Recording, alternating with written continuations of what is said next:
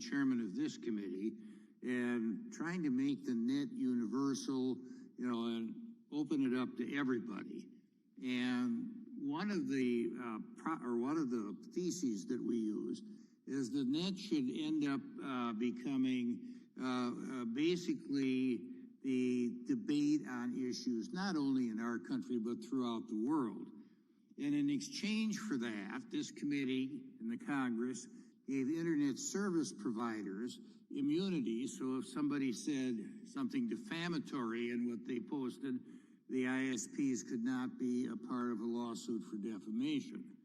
Now, after hearing Mr. Jordan give a long line of censorship of conservative viewpoints, I'm concerned that the people who manage the net, and the four of you manage a big part of the net, are ending up using this as a political screen. Conservatives are consumers too. And the way the net was put together in the eyes of Congress is that everybody should be able to speak their mind. Now, Mr. Zuckerberg, Mr. Jordan's litany of censorship zeroes in on Facebook. Exactly what are your standards in, quote, filtering out political speech that maybe some people out there don't agree with? Congressman, thank you for the opportunity to address this. Our goal is to offer a platform for all ideas. We want to give everyone in the world a voice to share their experiences and ideas. A lot of that is day-to-day things that happen in their lives. Some of it is political. And frankly, I think that we've distinguished ourselves as one of the companies that defends free expression the most. We do have community standards around things that you can and cannot say.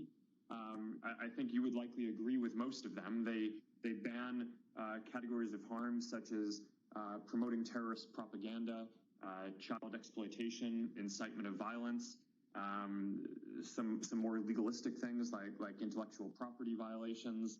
And they also ban things like hate speech that could lead to dehumanizing people and encouraging violence down the road. If I may ask a specific of you, it was reported that Donald Trump Jr. got taken down for a period of time because he put something up on the efficacy of hydroxychloroquine. Now, I wouldn't take it myself, but there still is a debate on whether it is effective either in treating or preventing COVID-19. And I think that this is a legitimate matter of discussion. And it would be up to a patient and their doctor to determine whether hydroxychloroquine was the correct medication, given the circumstances. Now, why did that happen? Congressman, well, first, to be clear, I think what you might be referring to happened on Twitter, so it's hard for me to speak to that. But I can talk to our policies about this. We do prohibit content that will lead to imminent risk of harm, and stating that there's a proven cure for COVID when there is in fact none might encourage someone to go take something that could have some adverse effects. So we do take that down. We do not prohibit discussion around trials of drugs or people saying that they think that things might work or personal experiences with experimental drugs. But if someone is going to say that something is proven when in fact it is not, that could lead people wouldn't that be up for somebody on the other side of the issue to say that this is not proven? And, I know as a fact that, for people with certain conditions, it's contraindicated and they shouldn't take it on that. But wouldn't that be up to somebody else, to say, okay, what somebody posted on this really isn't true, and here's what the facts are, rather than having a Twitter or a Facebook take it down? Congressman, in general, I agree with you, and we do not want to become the arbiters of truth.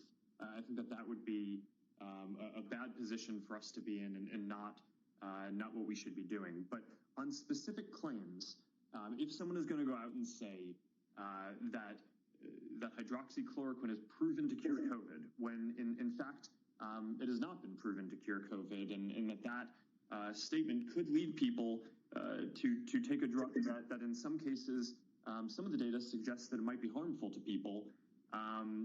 We think that we should take that down. That could cause imminent risk of harm. Okay, thank you. I yield back. I thank the gentleman. I now recognize the distinguished chair of the full Judiciary Committee, Mr. Nadler from New York, for 5 minutes. Thank you, Mr. Chairman. Mr. Zuckerberg, I want to thank you for providing us information during our investigation. However, the documents you provided tell a very disturbing story. And that story is that Facebook saw Instagram as a powerful threat that could siphon business away from Facebook. So rather than compete with it, Facebook bought it. This is exactly the type of anti-competitive acquisition that the antitrust laws were designed to prevent. Now, let me explain what I mean. Mr. Zuckerberg, you have written that Facebook can likely always just buy any competitive startups.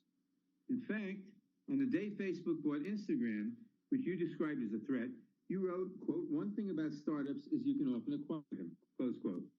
Mr. Zuckerberg, you were referring to companies like Instagram in that quote, weren't you? Congressman, I don't have the exact document in front of me, but I've always been clear that we viewed Instagram both as a competitor and as a complement to our services. In the growing space around, after smartphones started getting big, and they competed with us in the space of mobile cameras and mobile photo sharing. But at the time, almost no one thought of them as a general social network. And people didn't think of them as competing with us in that space. And I think that the acquisition has been wildly successful. We were able to by acquiring them, continue investing in it and growing it as a standalone brand that now reaches many more people than I think either Kevin, the co-founder, or I thought would be possible at the time, while also incorporating some of the technology into making Facebook's photos sharing products better. So yes. Okay.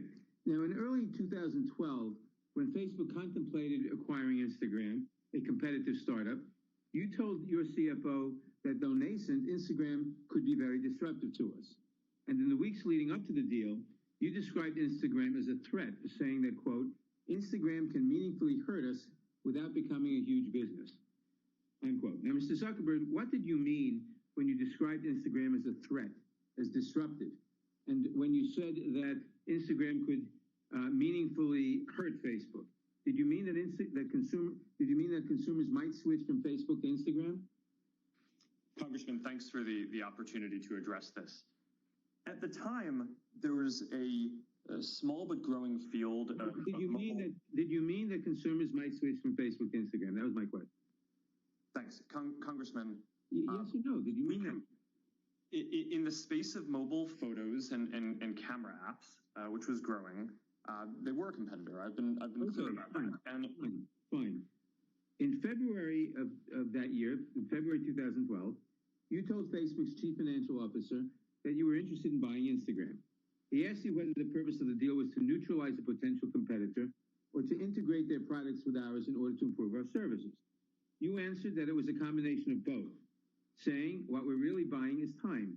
Even if some new competitors springs up, those products won't get much traction since we'll already have their mechanics deployed at scale. Mr. Zuckerberg, what did you mean when you answered that the purpose of the deal was to neutralize a potential competitor?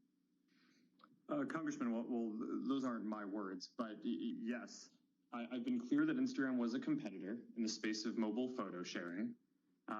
There were a lot of others at the time. They competed with apps like ViscoCam and PicPlease and companies like Path. It was a subset of the overall space of connecting that we exist in. And by having them join us, they certainly went from being a competitor in the space of being a mobile camera to an app that we could help grow and help get more people to be able to use and be on our team. And I think that's been wildly successful. Yeah. Well, Mr. Zuckerberg, mergers and acquisitions that buy off potential competitive threats violate the antitrust laws. In your own words, you purchased Instagram to neutralize a competitive threat. If this was an illegal merger at the time of the transaction, Why shouldn't Instagram now be broken off into a separate company? Well, Congressman, I think the FTC had all of these documents and reviewed this and unanimously voted at the time not to challenge the acquisition. I mean, I think with hindsight, it probably looks like obvious that Instagram would have reached the scale that it has today, but at the time it was far from obvious. A lot of the competitors that they competed with in mobile sharing, including companies like Path, which were hot at the time and had great founders and entrepreneurs running them. Dave Moore and I worked closely with him. I mean, I don't even think Path exists today. It was not a guarantee that Instagram was going to succeed. The acquisition has done wildly well, largely because not just of the founders' talent, but because we invested heavily in building up the infrastructure and promoting it and working on security and working on a lot of things around this. And I think that this has been an American success story. Well, thank you. Mr. Zuckerberg, you're making my point. In closing, Mr. Chairman, I want to end where I began. Facebook, by Mr. Zuckerberg's own admission and by the documents we have from the time, Facebook saw Instagram as a threat that could potentially siphon business away from Facebook. And so rather than compete with it, Facebook bought it. This is exactly the type of anti-competitive acquisition that the antitrust laws were designed to prevent. This should never have happened in the first place. It should never have been permitted to happen, and it cannot happen again. I yield back. Thank you, Mr. Chairman. I would remind the witness that the failures of the FTC in 2012, of course, do not alleviate the antitrust challenges that the chairman described. And with that, I'm going to recognize the gentleman from Colorado, and again, thank him for co-hosting one of the most important field hearings we had along with Mr. Neguse in Colorado, that I think was very critical in this investigation. And you're recognized from 5 minutes, Mr. Buck. Thank you, Mr. Chairman, and I want to offer my appreciation to you for the bipartisan way that you have approached the subcommittee's investigation. I want to start by saying that capitalism is the greatest instrument for freedom this world has ever seen. Capitalism has given the United States the freedom and means to defeat the Soviet Union, beat back fascism, and put a man on the moon. This economic system has lifted millions out of poverty. It has made America the freest, most prosperous nation in the world. Our witnesses have taken ideas born out of a dorm room, a garage, a warehouse, and built these dreams into 4 of the biggest power players in the digital global economy. You have all enjoyed the freedom to succeed. Now, let me be clear. I do not believe big is necessarily bad. In fact, big is often a force for good.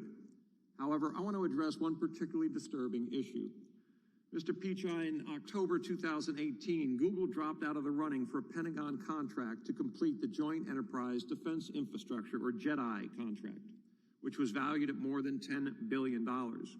Google's stated reason for removing itself from the bidding process is that the U.S. military's project did not align with Google's corporate values and principles. This is the same U.S. military that fights for our freedoms and stands as a force for good across the globe. These are the same soldiers, sailors, and airmen that sacrifice their lives to ensure you have the freedom to build your company and set your corporate policies without fear of government interference, unlike in communist China. I also find it very interesting that only months after making this decision to withdraw from the JEDI contract, Marine General Joseph Dunford, the chairman of the U.S. Joint Chiefs of Staff, warned the Senate Armed Forces Committee that the Chinese military was directly benefiting from Google's work. It made me wonder what values Google and communist Red China had in common. I asked myself, is it that the Chinese Communist Party imprisons Uyghur Muslims in concentration camps, like it is shown on the chart behind me? Could it be that China forces slaves to work in sweatshops? Maybe they align on the design to suppress free speech in Hong Kong. Did Google agree with CCP's decision to lie to the world about the COVID-19 pandemic? Then I thought about Google's Dragonfly experiment. I wondered if perhaps you agreed with the Chinese government's use of technology platforms to spy on its own people and enforce draconian security laws. Maybe it's that your company is aligned with the Chinese Communist Party's corporate espionage policies, where the strategy is to steal whatever can't be produced domestically. These values that allow Google to work with the Chinese military but not the U.S. military help explain why Google wouldn't think twice about blatantly stealing a competitor's product, right down to the watermark, without any hint of attribution.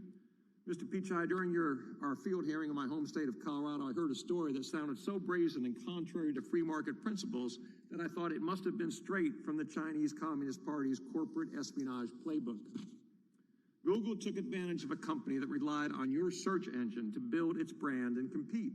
Google misappropriated lyrics from Genius Media Group's website and published those lyrics on Google's own platform.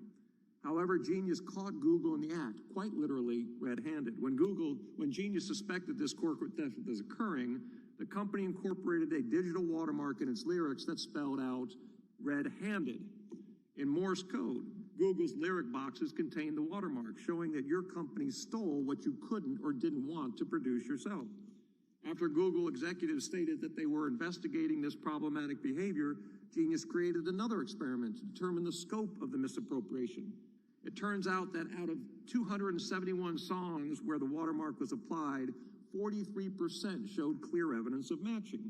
Your company, which advertises itself as a doorway to freedom, took advantage of this small company, all but extinguishing Genius's freedom to compete. Google is supposed to connect people to information. Your corporate values once stood for freedom, a platform that let capitalism flourish and helped bring countless people across the globe out of poverty. My question to you, Mr. Pichai, do you think that Google could get away with following China's corporate espionage playbook if you didn't have a monopolistic advantage in the market? Congressman, I want to be able to address the important concerns you raised. First of all, we are proud to support the U.S. government. We recently signed a big project with the Department of Defense where we are bringing our world-class, zero trust-based cybersecurity approach to help protect Pentagon networks from cybersecurity attacks. We have projects underway with the Navy, with Department of Veterans Affairs. Happy to follow up and explain more. We have a very limited presence in China. We don't offer any of our services, search, maps, Gmail, YouTube, etc. in China. And with respect to music, we license content there. In fact, we license content from other companies. And so this is a dispute between Genius and the other companies in terms of where the source of the content is. But again, happy to engage and explain what we do here further. Thank you. I yield back, Mr. Chairman. Thank the gentleman. I now recognize the gentleman from Georgia, Mr. Johnson, for 5 minutes.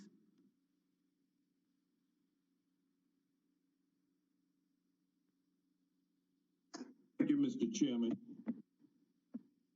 Mr. Cook, with over 100 million iPhone users in the United States alone, and with Apple's ownership of the App Store, giving Apple the ability to control which apps are allowed to be marketed to Apple users, you wield immense power over small businesses to grow and prosper.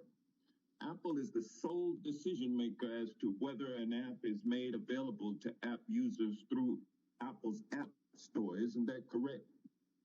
Sir, the App Store, thank you for the questions. The App Store is a feature of the iPhone, much like the camera is and the chip is. Yeah. And so my point is, and I'm sorry to interrupt, but I want to get to the point.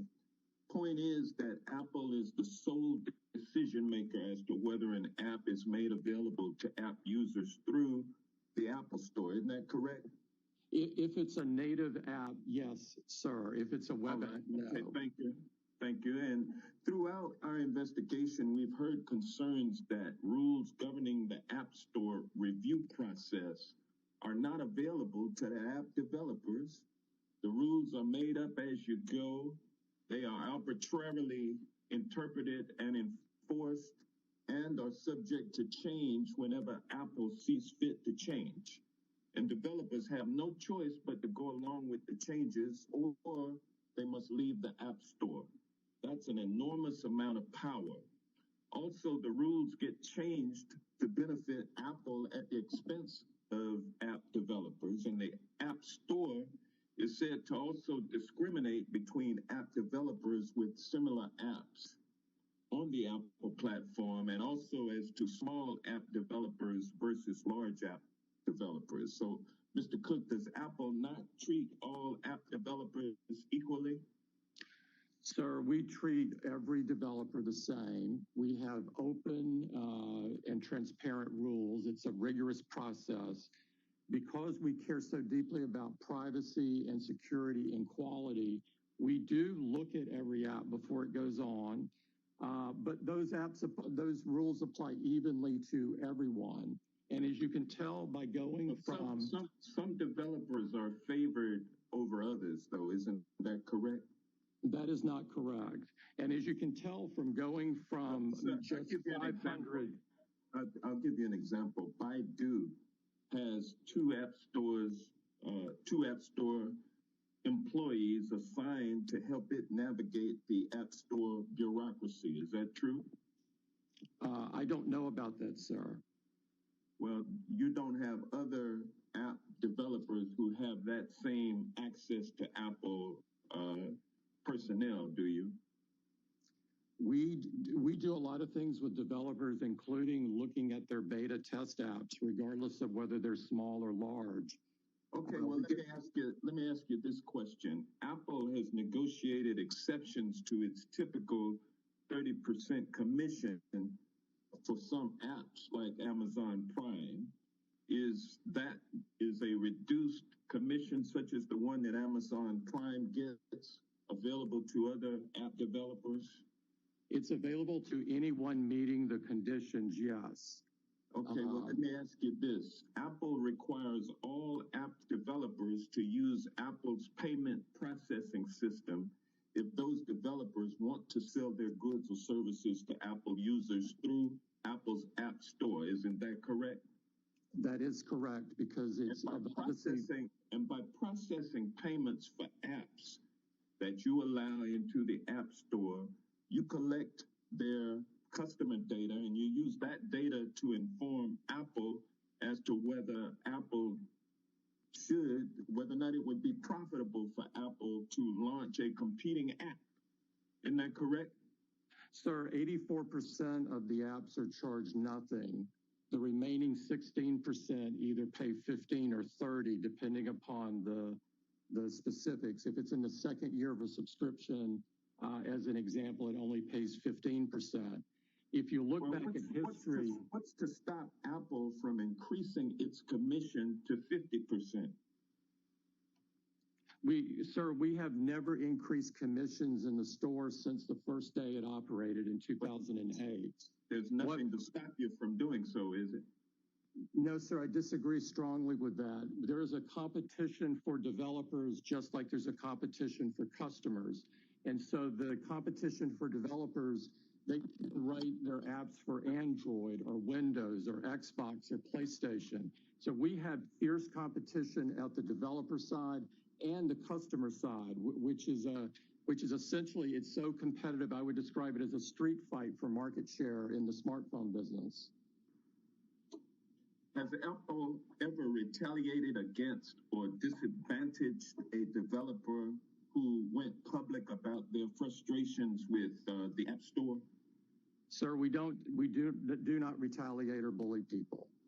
It's strongly against our company culture.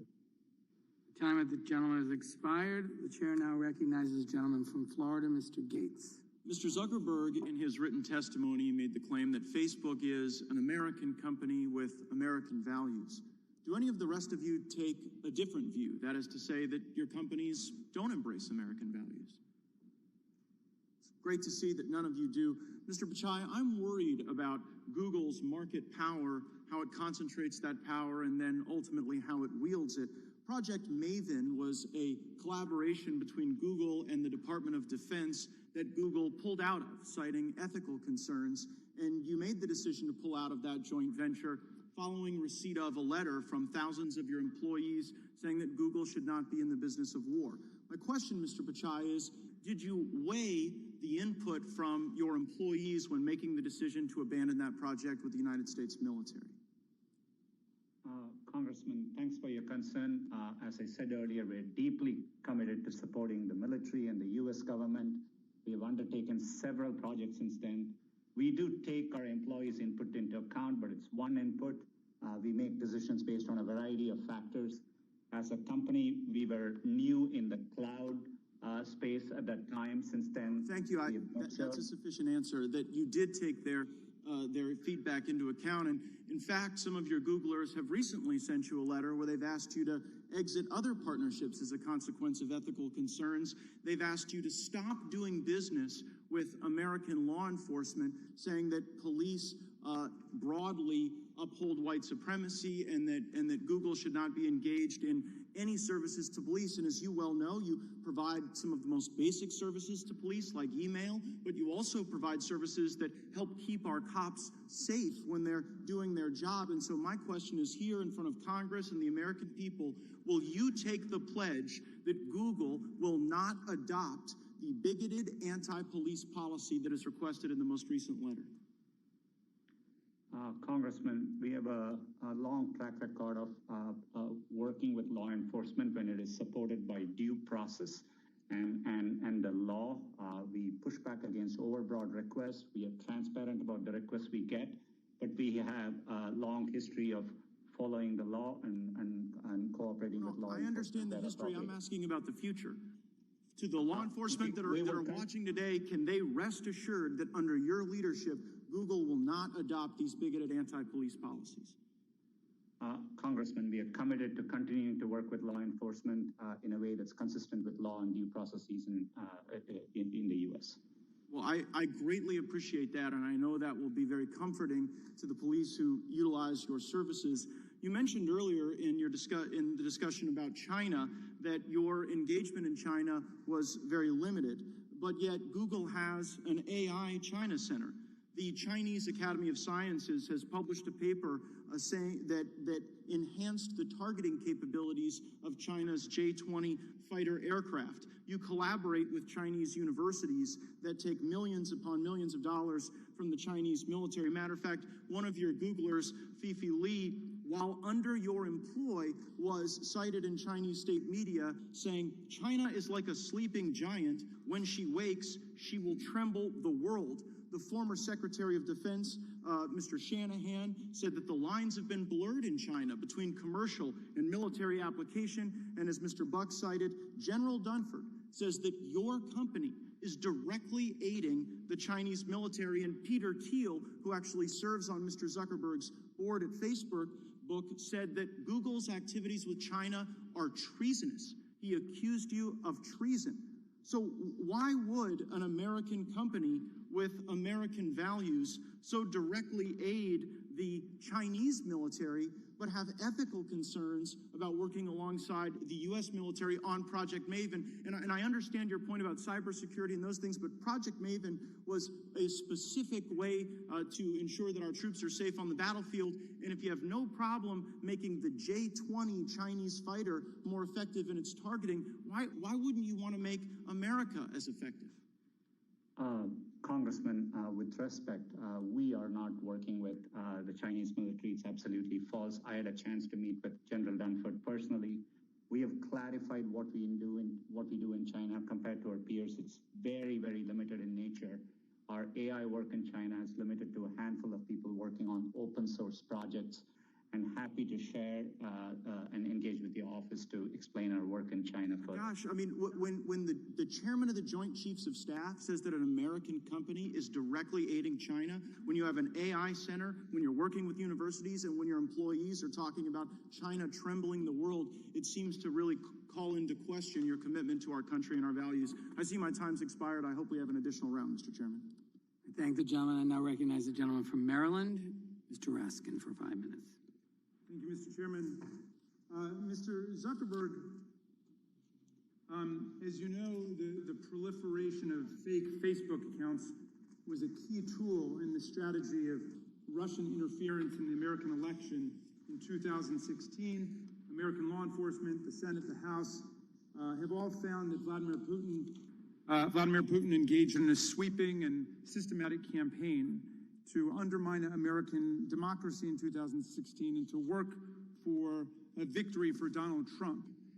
In his remarkable book, Mind Blank, and I'm being polite here, Cambridge Analytica and the Plot to Break America, whistleblower Christopher Wiley, who worked for several years at Cambridge Analytica, recounts how the Russian assault on America in Cambridge Analytica's research depended on Facebook. Quote, when Cambridge Analytica launched in the summer of 2014, Steve Bannon's goal was to change politics by changing culture.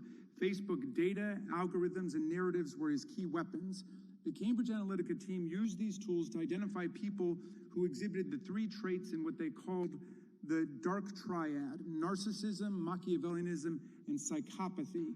They then proceeded to bombard and activate these people, a small percentage of the American public, but still millions of people, with increasingly dark and manipulative messages from fake Facebook pages, both to get them to vote for Trump, but more importantly, to activate them as racists and white nationalists. And he goes on to describe the remarkable success of this campaign, both electorally, but also politically in the country in terms of sowing the terrible racial and ethnic divisions that you see in America today. So they waged a mass campaign of psychological warfare to polarize America around race and religion and to activate racists and anti-Semites. And it worked splendidly for them, but it didn't work so well for America. So Mr. Zuckerberg, which parts of this narrative have you addressed, or are you planning to address, or do you just see that essentially as the cost of being a forum and a marketplace for ideas? Is there nothing that can be done about the use of Facebook to engender social division in America? Congressman, thank you. Since 2016, there have been a lot of steps that we've taken to protect the integrity of elections. We've hired, I think it's more than 30,000 people to work on safety and security. We've built up AI systems to be able to find harmful content, including being able to find more than 50 different networks of coordinated and authentic behavior, basically nation states trying to interfere in elections. Can I pause you? Let me just pause you there for a second, because I'm interested in that. The Stop Hate for Profit campaign is a coalition that includes the Color of Change, the Anti-Defamation League, and other civil rights groups, and they're targeting Facebook right now for a boycott because of the rapid spread of hate messages online, the presence of Boogaloo and other right-wing extremist groups trying to infiltrate and disrupt Black Lives Matter protests, and the fact that alt-right, racist, and anti-Semitic content flourishes on Facebook. So they're asking you to remove these pages and essentially to join the movement for civil rights by not allowing that kind of content. Their boycotters include a lot of big companies, including Patagonia, Levi's, McDonald's, VW, Heineken, and so on. But you seem not to be that moved by their campaign, and I just wonder what you think about what they're asking you to do. Congressman, thanks. We're very focused on fighting against election interference, and we're also very focused on fighting against hate speech. And our commitments to those issues and fighting them go back years before this recent movement. Since 2016, the defenses that the company has built up to help secure elections, not just in the U.S., but around the world, I think are some of the most advanced that any company or government has in the world now. We routinely now collaborate with law enforcement and intelligence agencies and are able to sometimes identify threats coming from other countries before governments are even able to. In terms of fighting hate, we've built really sophisticated systems. Our goal is to identify it before anyone even sees it on the platform. And we've built AI systems and, as I mentioned, have tens of thousands of people working on safety and security with the goal of getting this stuff down so that way before people even see it. And right now, we're able to proactively identify 89% of the hate speech that we take down before I think it's even seen by other people. So, you know, I want to do better than 89%. I'd like to get that to 99%. But we have a massive investment here. We invest billions of dollars. Just my time's almost out. Can you just address the proliferation of fake accounts? I understand annually you get 6.5 billion fake accounts produced there, but in some sense you have a profit motive that's linked to that because that's what's reported to your investors, the number of accounts. Are you working zealously to try to ferret out these fake accounts that are used to spread hate and disinformation? The gentleman's time has expired, but the witness may answer the question. Congressman, absolutely. We work hard on this. We take down billions of fake accounts a year. A lot of that is just people trying to set up accounts to spam people for commercial reasons. A very small percent of that are nation states trying to interfere in elections, but we're very focused on trying to find those. Having fake and harmful content on our platform does not help our business. It hurts our business. People do not want to see that stuff, and they use our services less when they do. So we are aligned with people in order to take that down, and we invest billions of dollars a year in doing so. Yield back, thank you. The committee will stand in recess for 10 minutes while we fix a technical feed with one of our witnesses.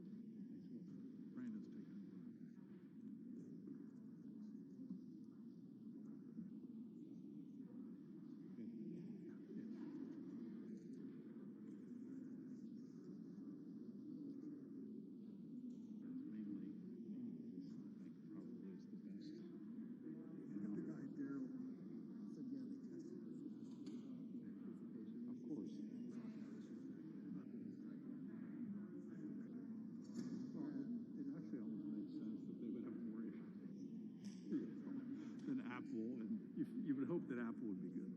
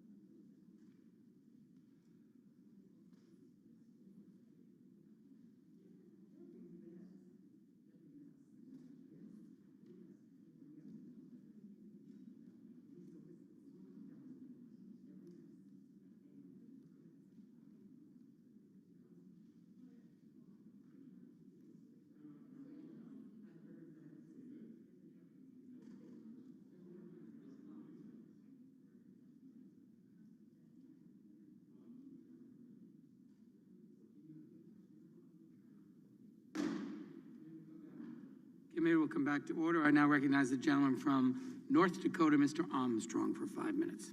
Google has received criticism about bias against conservatives and content moderation. There were threats of demonetizing the Federalist and numerous other complaints of viewpoint suppression. As a result, a significant portion of the American public has lost trust in your company. A lack of public confidence in a product usually means there is economic harm to the company, but that just isn't the case with Google. So I think it's a legitimate question as to whether Google's market power insulates it from loss of revenue normally associated with offending half the people who use your product. I also think it's a legitimate question to ask if other attempts to regulate your industries have worked. So, Mr. Pichai, Google has restricted advertising analytics or the portability of user data related to advertising due to compliance with the General Data Protection Regulation. Specifically, in 2018, Google restricted the ability to export the double ID, a cookie-based identifier that combines individual user data and creates profiles through Google data transfer. Is that correct? Congressman, not familiar with the specifics of that particular issue, but happy to follow up more once I understand it better. So you're not particularly familiar with how you're complying with GDPR? Congressman, we've long been working to comply with GDPR. We think it's an important regulation, and we are in full compliance to the extent of my knowledge.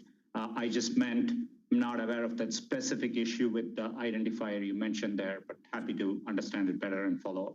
All right, so in order to comply with GDPR, Google must retain control over more user data and restrict the ability to combine this user data with other platforms to conduct cross-platform analysis.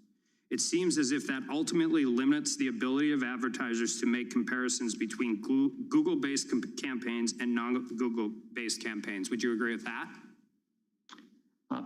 In all these ecosystems, we are balancing between users, advertisers, and publishers. We deeply care about the privacy and security of our users. And so when we serve these ecosystems, we have to take that into account.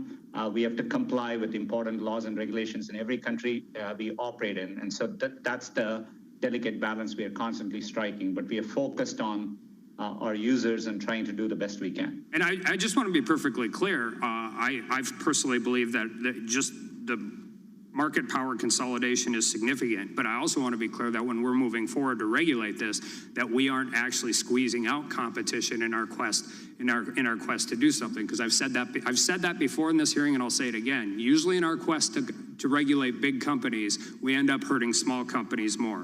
And I'm a strong privacy advocate, but the consequences of GDPR have been to further entrench large established actors like Google, leading to regulatory capture that exasperates competition concerns. And Google's digital ad market share has increased since the implementation of GDPR. Do you know that to be correct? Congressman, to just give you a sense of the robust competition we see, ad prices have fallen down by 40% in the past 10 years. And in fact, in the US, advertising as a share of GDP has come down from 1.4% in 1992 to less than 1% today. So we see robust competition in the marketplace. And as I said earlier, we have to comply with regulation. We have to interpret it strictly, and we have to balance the ecosystem. But our utmost care is ensuring privacy and security of our users as we serve these markets. And I'm glad you mentioned privacy, because I would be remiss if I didn't deal with this issue, because it is so relevant. And I think generally speaking, outside of the political issues and the bias solved with all of this, and this is for essentially all four of our witnesses, I think one of our bigger concerns when we talk about data and value, and that data having value and privacy, which is where people really get concerned with how the digital age is moving forward. And there are news reports that law enforcement has made increasing use of what are called geofence warrants. And these geofence warrants allow authorities to compel technology companies to disclose location records for any device in a certain area at a particular time. Court filings suggest that Google received a 1,500% increase in geofence requests from 2017 to 2018, and a 500% increase from 2018 till 2019. And so The Fourth Amendment requires probable cause and specificity, and that's not what these are. These warrants are essentially for any person in an area at a particular time, and geofence warrants require neither. So unless accompanied by particularized information and identifying a subject, geo warrants are essentially general warrants. I believe that the location information should be considered as contents of the Electronic Communications Act under the Stored Communications Act. Do you agree? Happy to understand more. We deeply care about this. Is why we issue transparency reports, because we think it's an important area for Congress to have oversight. And we recently made a change by which we automatically delete location activity after a certain period of time by default for our users. So we are happy to engage with your office, Congressman, and I'm using you because these are going on in Virginia and New York, I think, right now. But I mean, this equates for everything. I think people would be terrified to know that law enforcement could grab general warrants and get everybody's information anywhere. So it requires Congress to act, and it requires everybody that is a witness in this hearing to be willing to work too, because it is the single most important issue I think we're going to. Time of the gentleman has expired, but I believe he has a unanimous consent request. I do. I have a unanimous consent request for Wall Street Journal article, police request for Google users' location histories face new scrutiny. Without objection. And then I have two letters. The letters are from Congressman Walden, Congresswoman McMorris Rogers. The first letter is to Mr. Cook of Apple. The second letter is to Mr. Pichai. Without objection, both may be entered into the record. I now recognize the gentlelady from Washington, Ms. Jayapal. Thank you, Mr. Chairman, and thank you all for being with us. Mr. Bezos, in July 2019, your employee, Nate Sutton, told me under oath in this committee that Amazon does not, quote, use any specific seller data when creating its own private brand product. So let me ask you, Mr. Bezos, does Amazon ever access and use third-party seller data when making business decisions? And just a yes or no will suffice, sir. I thank you for the question. I know it's an important topic, and I also want to thank you for representing us. I can't answer that question yes or no. What I can tell you is we have a policy against using seller-specific data to aid our private label business, but I can't guarantee you that that policy has never been violated. Mr. Bezos, you're probably aware that an April 2020 report in the Wall Street Journal revealed that your company does access data on third-party sellers, both by reviewing data on popular individual sellers and products and by creating tiny product categories that allowed your company to categorically access detailed seller information in a supposedly aggregate category. Do you deny that report? I'm familiar with the Wall Street Journal article that you're talking about. And we continue to look into that very carefully. I'm not yet satisfied that we've gotten to the bottom of it, and we're going to keep looking at it. Okay. It's not as easy to do as you would think, because some of the sources in the article are anonymous, but we continue to look into it. I'll take that as you're not denying that, you're looking into it. I will tell you, a former Amazon employee in third-party sales and recruitment told this committee, quote, there's a rule, but there's nobody enforcing or spot checking. They just say, don't help yourself to the data. It's a candy shop. Everyone can have access to anything they want. Do category managers have access to non-public data about third-party products and businesses? Here's what I can tell you. We do have certain safeguards. Okay, ladies and gentlemen, I'm placing a stop on profit for British pound at 129.70.8. It will give us £300 in profit. 129.70.8. Stop on profit placed. Okay, let's see where it will go. Has such a policy. Well, our that's enforcement of that policy. We would treat that like any internal policy, and if we found that someone violated it, we would take action against them. Well, there's numerous reports, and the committee has conducted interviews with former employees who confirm that there are employees who do have access to that data and are using it. And so my next question was going to be, if you thought you were actually enforcing these rules, do you think that that's working? And again, I would just say that there's credible reporting that's documented breaches of these rules that you have put into place. And the committee has interviewed employees that typically say that these breaches typically occur. Let's talk about aggregate data for a minute. Your rules do allow for you to access combined data on a product when there are only one or two sellers in the marketplace, correct? Yes, aggregate data is allowed under our policies. That is correct. Okay. And interviews with former employees have made it clear that that aggregate data essentially allows access to highly detailed data in those product categories. There's an example of Fortem, a small business that had no direct competitors except for Amazon Warehouse Deals, a resale clearance account that only sold 17 units. An Amazon employee accessed a detailed sales report on Fortem's product with information on how much the company spent on advertising per unit and the cost to ship each trunk. And then Amazon launched its own competing products in October 2019. That's a major loophole, and I go back to the General Counsel's statement to this committee very clearly that there was no access to this data, that Amazon does not use that data for its own benefit, and I'm now hearing you say, well, you're not so sure that that's going on. And the issue that we're concerned with here is very simple. You have access to data that far exceeds the sellers on your platforms with whom you compete. You can track consumer habits, interests, even what consumers clicked on but then didn't buy. You have access to the entirety of sellers' pricing and inventory information, past, present, and future, and you dictate the participation of third-party sellers on your platform. So you can set the rules of the game for your competitors, but not actually follow those same rules for yourself. Do you think that's fair to the mom-and-pop third-party businesses who are trying to sell on your platform? I appreciate that question, and I like it a lot because I really want a chance to address that. I'm very proud of what we've done for third-party sellers on this platform. We started our third-party platform 20 years ago, and we had 0 sellers on it. The question I'm asking, I'm so sorry, my time is expiring, and the question I wanted to ask you is that you have access to data that your competitors do not have. So you might allow third-party sellers onto your platform, but if you're continuously monitoring the data to make sure that they're never going to get big enough that they can compete with you, that is actually the concern that the committee has.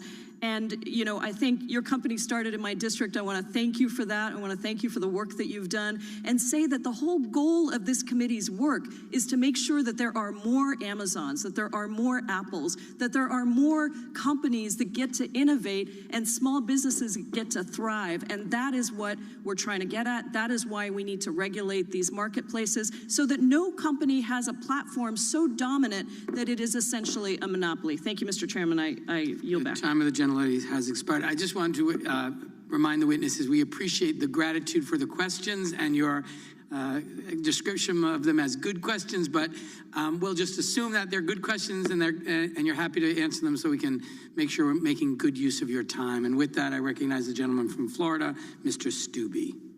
Thank you, Mr. Chairman. Mr. Pachai, I'd like to start with you, and I'm just going to illustrate my question with a factual incident that actually occurred. I'm moving further. My stop on profit to 129.63.8. Okay. It will give us 1,000 pounds in profit. And it's look like it will be no. Let's see.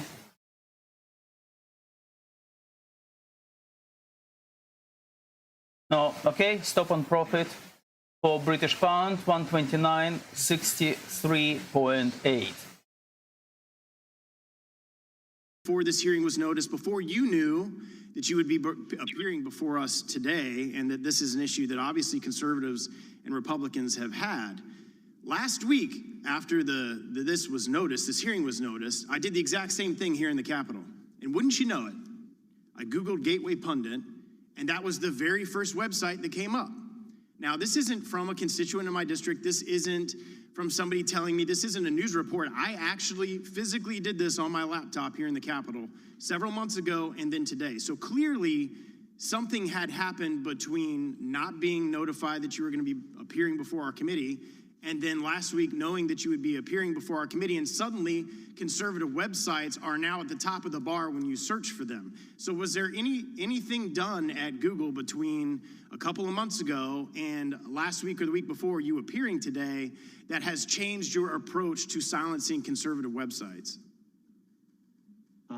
Congressman, we approach our work with a deep sense of responsibility, without, in a nonpartisan way. We want to serve all our users, no matter where they are. In fact, it's in our long-term business incentive to do so. And I believe on our platforms, including YouTube, there are more conservative voices than ever before, and we believe in freedom of expression. On the specific issue, I will have to look into it. I obviously will. Position closed on British pound at 129.63.8. Profit £1,000. You say in the next 2 weeks as to why that occurred?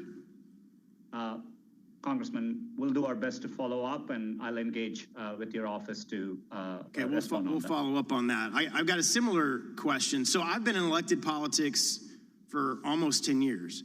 And when I was in the Florida Senate and the state Senate, I never had a problem with my campaign emails being marked as spam or going to junk folders or anything along those lines. And we had 30, 40, 50,000 people on our email list. And suddenly I get elected to Congress, and I'm now up here in Washington, D.C., and my parents who have a Gmail account aren't getting my campaign emails. My supporters, just last week, one of my supporters called me and said, hey, I just want you to know this, that my Gmail account suddenly is taking your campaign emails that I've received for almost 10 years, and suddenly they're going to spam and junk folders.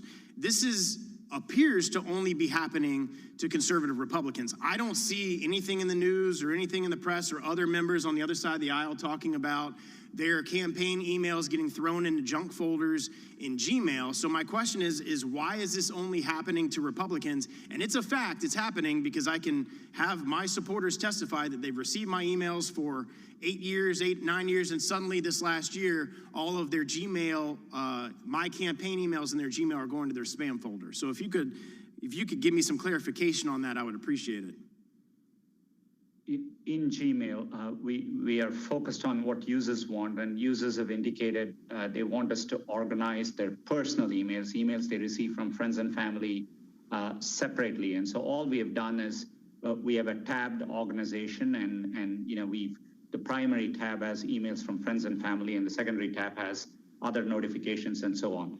These things it was my father who was not receiving now my campaign emails. So clearly that familial thing that you're talking about didn't apply to my emails. Our systems probably are not able to understand that your campaign, that it's your father. Obviously, we don't have that context there. We just apply it neutrally across all organizations, and what assurances can you give me that there's my time's short. One last question. What assurances can you give me that any bias amongst your employees isn't influencing your spam folder algorithms?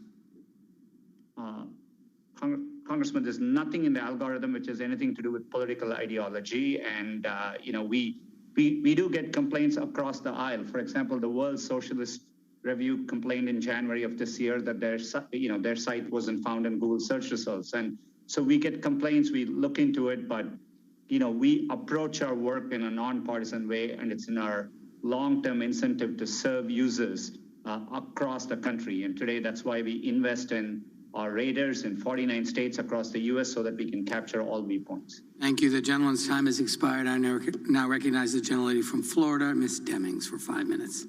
Thank you so much, Mr. Chairman. And let me just say, just for the record, I'm a Democrat from Florida, and I've heard complaints about my emails going into spam as well. And I'm sure other Democratic members have had the same experiences, unfortunately. Mr. Pakai, in 2007, Google purchased DoubleClick, the leading provider of certain advertising tools. Is that correct? That's correct, Congresswoman. When Google proposed the merger, alarm bells were raised about the access to data Google would have, specifically the ability to connect a user's personal identity with their browsing activity. Google, however, committed to Congress and to the antitrust enforcers that the deal would not reduce user privacy. Google chief legal advisor testified before the Senate Antitrust Subcommittee that Google wouldn't be able to merge this data even if it wanted to, given contractual restrictions. But in June of 2016, Google went ahead and merged this data anyway, effectively destroying anonymity on the internet. Mr. Pichai, you became CEO of Google in 2015, is that correct? That's right. Okay, and this change was made in 2016, is that correct? That's my understanding. Okay, thank you for that. Did you sign off on this decision to combine the sets of data with that Google had told Congress would be kept separate? Congresswoman, any changes we made, Mr. Pichai, with all due respect, please, did you sign off on the decision or not? I reviewed at a high level all important decisions we make. We deeply care about privacy and security of our users. So you signed off on the decision? User consent for. Okay, you signed off on the decision. Practically, this decision meant that your company would not combine would now combine, for example, all of my data on Google, my search history, my location from Google Maps, information from my emails from Gmail, as well as my personal identity with the record of almost all of the websites I visited. That is absolutely staggering. According to an email from a DoubleClick executive, that was exactly the type of reduction in user privacy that Google's founders had previously worried would lead to a backlash. And I quote, "They were unwavering on the policy due to philosophical reasons, which is Larry and Sergey's fundamentally not wanting users associated with a cross-site cookie. They were also worried about a privacy storm as well as damage to Google's brand." So in 2007, Google's founders feared making this change because they knew it would upset their users. But in 2016, Google didn't seem to care. Mr. Pichai, isn't it true that what changed between 2007 and 2016 is that Google gained enormous market power? So while Google had to care about user privacy in 2007, it no longer had to in 2016. Would you agree that what changed was Google gained enormous market power? Congresswoman, this is an important issue. If I could explain. Well, we today make it very easy for users to be in control of their data. We have simplified their settings. They can turn ads personalization on or off. We have combined most of activity settings into 3 groupings. We remind users to go do a privacy checkup. 1 billion users have done so. Okay, Mr. Pichai, thank you so much for that. I am concerned that Google's bait and switch with DoubleClick is part of a broader pattern where Google buys up companies for the purposes of surveilling Americans, and because of Google's dominance, users have no choice but to surrender. In 2019, Google made over 80% of its total revenue through selling of ad placement. Is that correct, Mr. Pichai? About 80%? Yeah, okay. And because Google sells behavioral ads targeted to each of us as individuals, the more user data that Google collects, the more money Google can make. More user data means more money. Is that correct? In general, that's not true. For example, when more you come user inside, data, you type, not the more money Google collects? I'm sorry, please. So you're saying that the more user data, it does not mean the more money that Google can collect. Congresswoman, most of the data today we collect is to help users and provide personalized experiences back. Ad data Thank you so much, Mr. Pichai. Mr. Chairman, I yield back. Thank the gentlelady. The chair now recognizes the ranking member of the full committee, Mr. Jordan, for 5 minutes. Thank you, Mr. Chairman. Mr. Pichai, is Google going to tailor its features to help Joe Biden in the 2020 election? Congressman, we approach our work, we support both campaigns today. We think political ads is an important part of free speech in democratic societies, and we engage with campaigns, according to law, and we approach our work in a nonpartisan way. It was a yes or no question. Can you assure Americans today you won't tailor your features to help Joe Biden in the upcoming election? We support work that campaigns do. I just want to make sure I understand that. We all do all kinds of online, social media, all kinds of that outreach, that communication. This is a simple question. Can you today assure Americans you will not tailor your features in any way to specifically help one candidate over other? And this, what I'm concerned about is you helping Joe Biden over President Trump. We won't do any work, to politically tilt anything one way or the other. It's against our core values. But you did it in 2016. There's an email in 2016 that was widely circulated amongst the executives at your company that got public, where Ms. Ileana Murillo, head of your multicultural marketing, talks about the silent donation Google made to the Clinton campaign, and you applauded her work. She points that out in the email. I'm just curious, if you did it in 16, I want to make, in spite of the fact you did it in 16, President Trump won, I just want to make sure you're not going to do it again in 2020. Congressman, I recall our conversation at that time, and I appreciate your concern. We didn't find any evidence of such activity, and I took the opportunity after our conversation to reinforce to the company. We realized even an appearance could be improper, so we have clearly communicated to our employees any personal political activity, while that's their right, needs to happen on their own time and resources and should avoid any use of company. Of course, everyone's got their First Amendment rights to campaign for who they want. What they can't do is configure your features to help one candidate over the other. So you might have not have found any evidence, but here's what she wrote to the email to a number of key executives in your company. Quote, we push to get out the Latino vote with our features. Second quote, we push to get out the Latino vote with our features in key states. Seems to me those last three words are the real qualifier here. That's electioneering when you're trying to increase the Latino vote in key states. And she'd already communicated that she was supporting Clinton, that she wanted Clinton to win. So when she talks about increasing the Latino vote, which she assumed was going to help candidate Clinton, and she's doing that in key states. It's one thing if you're going to increase the Latino vote around the country. If you're just a good corporate citizen, you're urging people to vote. It's quite another when you're focusing on in key states. And you know what those key states were? Nevada and Florida, the swing states. So again, I want to make sure this isn't going to happen in 2020.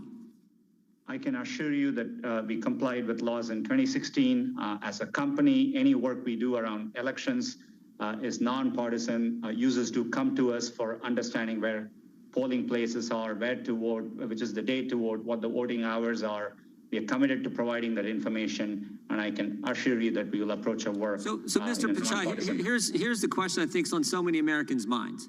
They saw the list that we read here earlier on in our opening statements, all the things Google has done. Google is siding with the World Health Organization over anyone who disagrees with them, even though the World Health Organization obviously lied to America, obviously shills for China.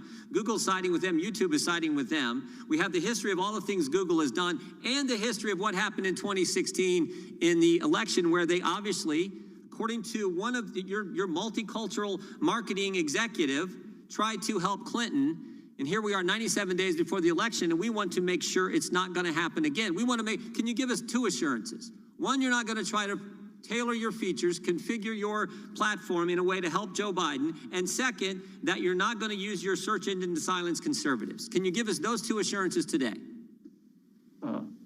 Congressman, on our search engine, conservatives have more access to information than ever before. And we appreciate that. That wasn't the question. Can you assure us today you're not going to try to silence conservatives? And can you assure us today you're not going to try to configure your features, as Ms. Murillo said you did for Clinton in 2016? Can you assure us today you're not going to do the same thing for Joe Biden in 2020?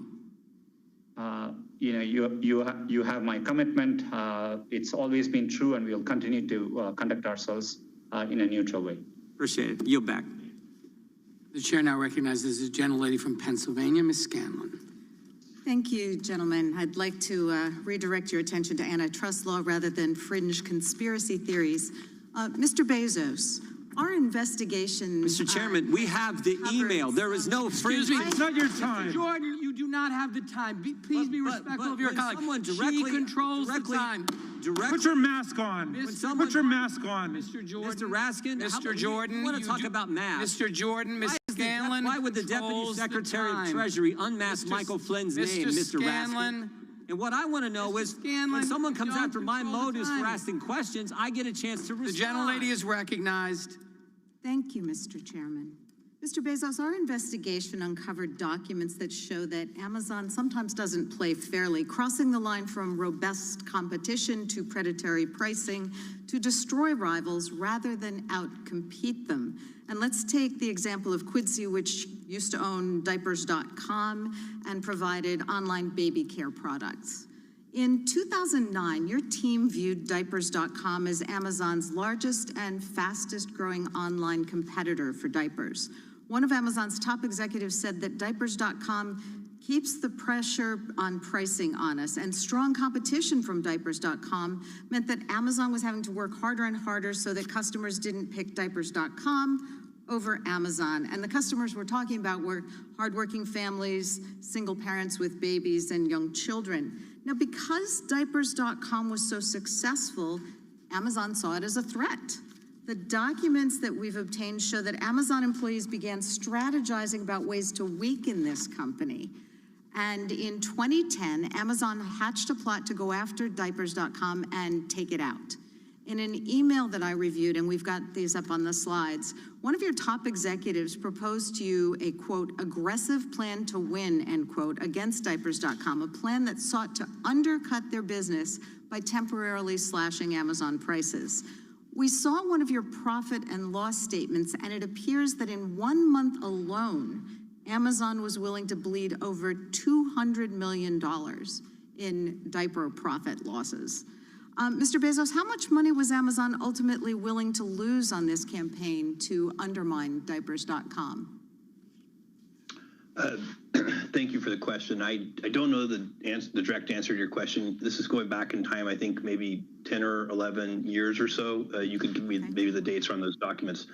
But what I can tell you is that the idea of using diapers and products like that to attract new customers who have new families is a very traditional idea. Sure, well, let's delve into this a little further. I'm sorry, you know I only have a few minutes here, so I just want to press on.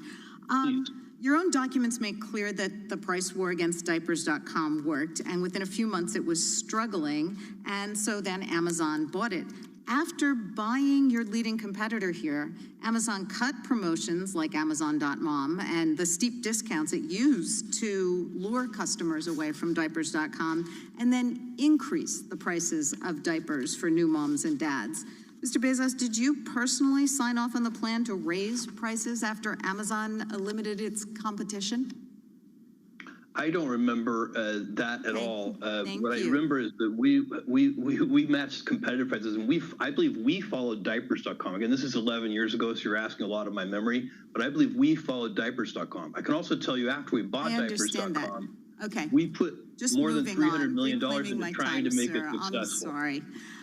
So you said that Amazon focuses excessively on customers. So how would customers, especially single moms, new families, how would they benefit when the prices were driven up by the fact that you eliminated your main competitor? Well, I don't agree, with great respect, I don't agree with the premise. At the same time, you should recognize in context, diapers is a very large product category sold in many, many places, not just at Amazon. But this was the online diaper market. Now, we do have evidence that these predatory... And Kroger I'm sorry, and Mr. Bezos, Walmart I need to push on here. Of course, the evidence we've collected suggests that the predatory practices weren't unique here. In 2013, it was reported that you instructed Amazon employees to approach discussions with certain business partners, and I quote, the way a cheetah would pursue a sickly gazelle. Is the Gazelle project still in place, and does Amazon pursue similar predatory campaigns in other parts of its business? I cannot comment on that because I don't remember it. What I can tell you is that we are very, very focused on the customer, as you started. Okay. And of course, that I'm does concerned include with the bargaining very customers hard as with well, vendors and especially suppliers the to get the lowest families in my prices so that we can district. offer I'm those sorry, to Mr. customers. Bezos, so I'm almost out of time. I'm concerned too, because especially with the current pandemic, one of the biggest needs I'm seeing at the food drives and the giveaways that we're having to run in my district is that families don't have diapers and we have to collect them to give them out. So it certainly is something that has a really hard impact on families, and I'm really concerned that pricing might have been driven up here by this tactic, and I yield back. Gentlelady yields back. I just announced that votes have been called, but we're going to continue with the hearing, so I invite colleagues to vote at, it's a rolling vote, so vote according to your own schedule. I now recognize the gentleman from Colorado, Mr. Neguse, for 5 minutes.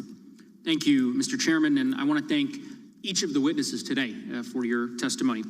Mr. Zuckerberg, in 2004, when you had launched Facebook, it's fair to say, I think you'd agree with me, that you had quite a few competitors. Would you agree with that? Congressman, yes. MySpace, Friendster, Google's Orkut, Mixi, Cyworld, Yahoo 360, AOL's Bebo, they were all competitors? Congressman, those were some of the competitors at the time, and it's only gotten a lot more competitive since. Well, let's talk about that, because by 2012, Mr. Zuckerberg, none of those companies that I just identified existed. You're certainly aware of that. They were all basically gone. Facebook, in my view, I think was in a monopoly by then. I wonder whether you would agree with that. I take it you don't. Congressman, that's correct. I don't. We face a lot of competitors in every part of what we do, from connecting with friends privately, to connecting with people in communities, to connecting with all your friends at once, to connecting with all kinds of user-generated content. I mean, I would bet that you or most people here have multiple apps for each of those on your phones. Well, Mr. Zuckerberg, why don't we dig into this a bit further? So you and I clearly disagree about that.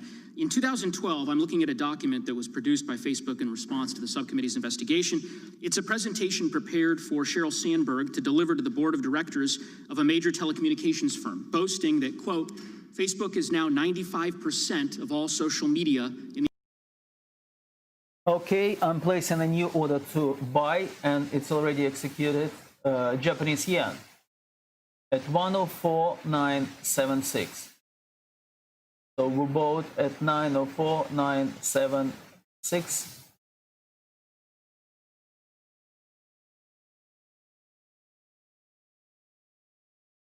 I describe as a monopoly, but obviously what you would describe as market power, that Facebook has been engaged in purchasing competition, in some cases replicating competition, and in some cases eliminating your competition. Would that be a fair statement?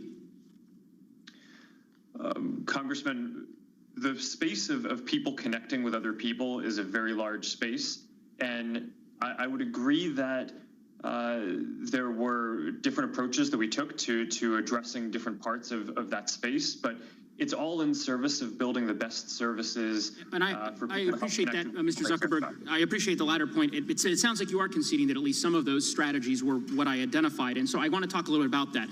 In 2014, here's an email. It's from Facebook's current chief financial officer, described the company's acquisition strategy as, quote, a land grab, and saying that we are going to spend 5 to 10% of our market cap every couple of years to shore up our position. And my sense of the facts is that is in fact what has occurred. Facebook, as you conceded earlier that Instagram was a competitor of Facebook's. You acquired Instagram in 2012. Instagram is now the 6th largest social media platform in the world. Is that right? Congressman, I'm not sure what rank it is, but it's certainly grown beyond our I can represent to you that the statistics demonstrate that empirical data shows it's the 6th largest. In 2014, Facebook bought its competitor WhatsApp. Is that correct? Congressman, yes, WhatsApp was also both a competitor and complementary. They competed with us in the space of mobile messaging, which is a growing and important space, and is, again, one part of the global space of how people connect more broadly. Understood. And at that time, WhatsApp had over 400 million monthly users, a clear path towards 1 billion monthly active users. And WhatsApp is now the 2nd largest social media platform in the world, with 2 billion users worldwide, more than Facebook Messenger. And of course, your company owns WhatsApp. Facebook also tried to buy other competitive startups. In fact, as Chairman Nadler noted, you did tell one of Facebook's senior engineers in 2012 that you can, quote, likely just buy any competitive startup, but it'll be a while before we can buy Google. Do you recall writing that email? Congressman, I don't specifically, but it sounds like a joke. Well, I don't take it as a joke. As I review the email, it was in regards to having just closed the Instagram sale. And the response from this individual, this engineer, to you was, quote, well played. Your response was, thanks. One reason people underestimate the importance of watching Google is that we can likely always just buy any competitive startups, but it'll be a while before we can buy Google. And given the purchases that Facebook had made previous to this and the attempted purchases, my understanding is that Facebook made several overtures to Snapchat, for example, which rebuffed those efforts, clearly demonstrates, in my view, that email was not made in jest. But here's why I ask these questions, Mr. Zuckerberg. It strikes me that over the course of the last several years, Facebook has used its market power to either purchase or replicate the competition. And Facebook Messenger, WhatsApp, Instagram are the most now downloaded apps of the last decade. Your company, sir, owns them all. And we have a word for that. That word is monopoly. With that, I would yield back, Mr. Chairman. Thank the gentleman. I now recognize the gentlelady from Georgia, Ms. McBath, for 5 minutes. Thank you, Mr. Chairman. Mr. Bezos, you referred to third-party sellers today as Amazon's partners and that your success depends on their success. But over the past year, we've heard a completely different story. As part of this investigation, we've interviewed many small businesses, and they use the words like bullying, fear, and panic to describe their relationship with Amazon. And I'm going to share the story of a small business owner who is also a wife and a mother, so you can understand how this is actually affecting the lives of everyday people and why this truly matters. We were a top bookseller on Amazon.com, and we worked day and night very hard towards growing our business and maintaining a 5-star feedback rating. Most importantly, this business feeds a total of 14 people, which includes 3 children and one 90-year-old granny. And as we grew, we were shrinking Amazon's market share in the textbooks category. So now in retaliation, Amazon started restricting us from selling. They started with a few titles in early 2019, and within 6 months, Amazon systematically blocked us from selling the full textbook category. We haven't sold a single book from the past 10 months or probably more. We were never given a reason. Amazon didn't even provide us with a notice as to why we were being restricted. There was no warning. There was no plan. So, Mr. Bezos, after Amazon just delisted this small business without any apparent reason or notice, she told us that they sent more than 500 separate communications to Amazon, including to you, Mr. Bezos, over the past year. There was not a single meaningful response. Do you think this is an acceptable way to treat someone that you described as both a partner and a customer? No, Congresswoman, and I appreciate you showing me that anecdote, and I would like to talk to her. It does not at all to me seem like the right way to treat her, and I'm surprised by that. And it's not the systematic approach that we take, I can assure you. I don't even understand what's going on in that anecdote, because we would love for third-party sellers to sell books. I'm placing an order to buy euro at 178.10. So I'm placing an order to buy euro at 178.1. Sorry, 117. Oh, long day. Order place to buy euro at 117.81. Yep. Okay.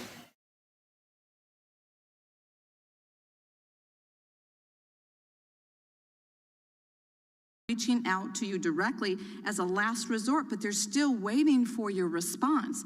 So what do you have to say to the small businesses who are talking to Congress because you simply won't listen to them?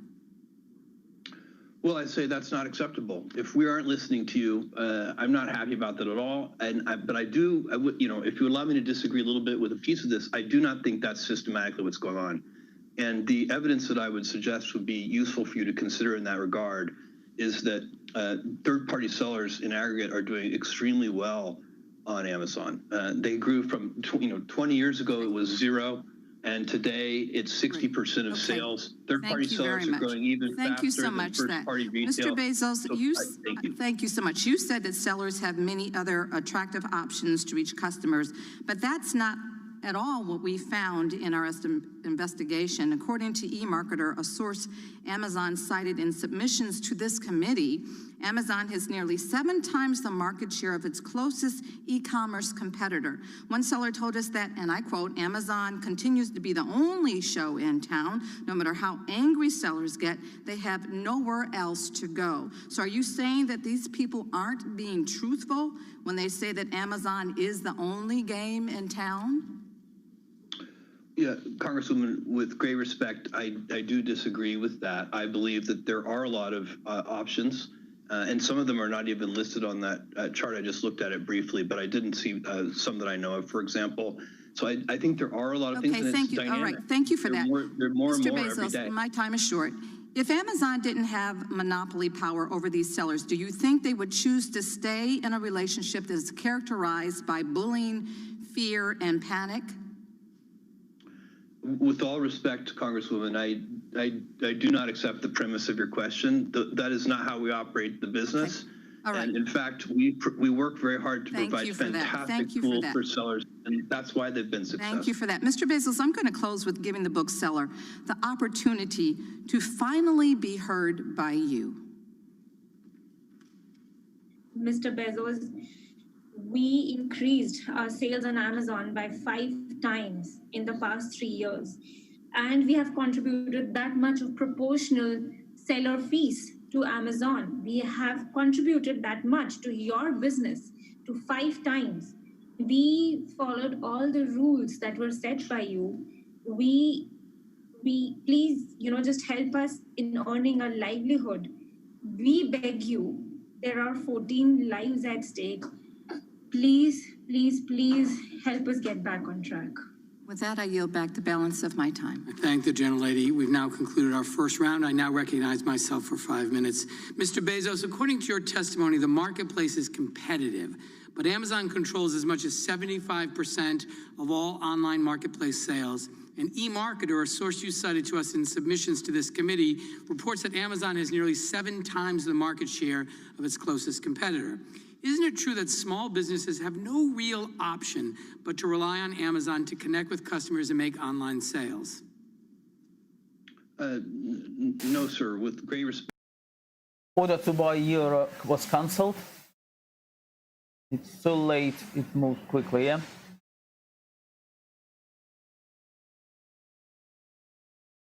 Help sellers, but we are not the only option. There are 2.2 million active sellers as of yesterday. About 37% of those sellers rely on Amazon as their sole source of income. That is over 800,000 people relying on Amazon to feed their families, put their kids through school, and keep a roof over their heads. Mr. Bezos, you have referred to third-party sellers as both your partners and customers. But isn't it true that Amazon refers to third-party sellers as internal competitors? I think it wouldn't surprise me. In some ways, we are competing, and they're also competing with each other. Well, that's right. Your own documents, Mr. Bezos, Amazon's own documents that you produce refer to the very same sellers that you've described as Amazon partners as internal competitors. In fact, we've heard from third-party sellers again and again during the course of the investigation that Amazon is the only game in town. One small business owner we interviewed described it this way, and I quote, "We're stuck. We don't have a choice but to sell through Amazon." Another said, and I quote, "They've never been a great partner, but you have to work with them." During this investigation, we have heard so many heartbreaking stories of small businesses who sunk significant time and resources into building a business and selling on Amazon, only to have Amazon poach their best-selling items and drive them out of business. So I want to talk to you about one company that really stood out from the rest. I want you to pay close attention to how they described your partnership, Mr. Bezos. We heard from a small apparel company that makes and sells what they call useful apparel for people who work on their feet and with their hands, like construction workers and firefighters. This particular business discovered and started selling a unique item that had never been a top seller for the brand. They were making about $60,000 a year on just this one item. One day they woke up and found that Amazon had started listing the exact same product, causing their sales to go to zero overnight. Amazon had undercut their price, setting it below what the manufacturer would generally allow it to be sold, so that even if they wanted to, they couldn't match the price. Here's how the apparel company described working with Amazon, and I quote, "Amazon strings you along for a while because it feels so good to get that paycheck every week. And in the past, for lack of a better term, we called it Amazon heroin because you just kept going and you had to get your next fix, your next check. But at the end of the day, you find out that this person who was seemingly benefiting you, making you feel good, was just ultimately going to be your downfall," end quote. So Mr. Bezos, this is one of your partners. Why on earth would they compare your company to a drug dealer? Sir, I have great respect for you in this committee, but I completely disagree with that characterization. What we have done is create in the store a place, if you go back in time, we sold only our own inventory. It was a very controversial decision inside the company to invite third-party sellers to come into what is really our most valuable retail real estate, our product detail pages. We did that because we were convinced that it would be better for the consumer. It would be better for the customer to have all of that selection. And I think we were right, and I think it's worked out well. Reclaiming my time. Unfortunately, this is one of, reclaiming my time, Mr. Bezos, this is one of many small companies that have told us during this year-long investigation that they were mistreated, abused, and tossed aside by Amazon. Now, Mr. Bezos, you say that Amazon is only focused on doing what's best for the customer. You just said it again, and that third-party sellers.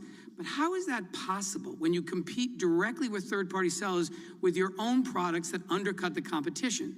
Isn't it an inherent conflict of interest for Amazon to produce and sell products on its platform that compete directly with third-party sellers, particularly when you, Amazon, sets the rules of the game?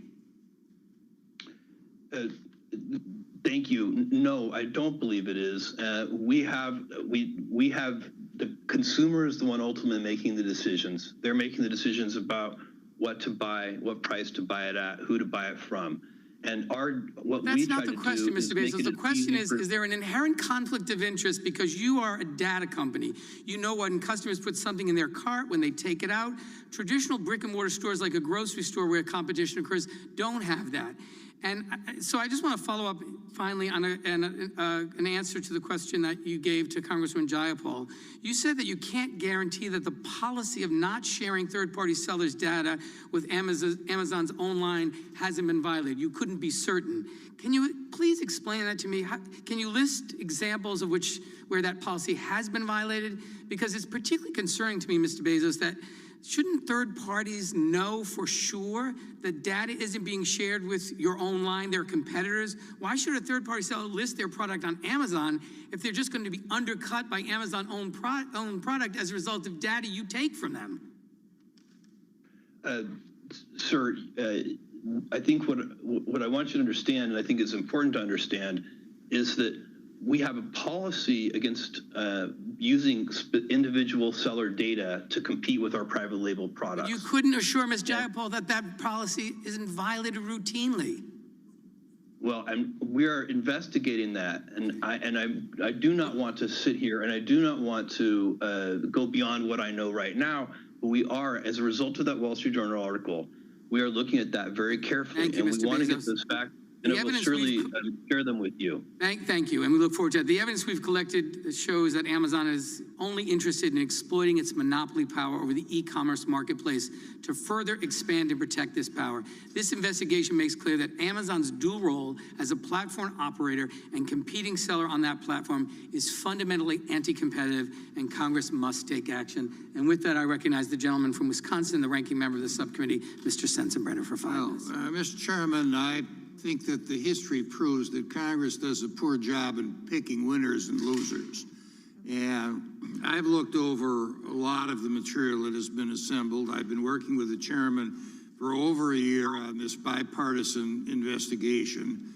And I have reached the conclusion that we do not need to change our antitrust laws. They have been working just fine. The question here is the question of enforcement of those antitrust laws. Now, we've heard a lot about the Facebook acquisition of Instagram. That happened in 2012. Obama's FTC signed off on that.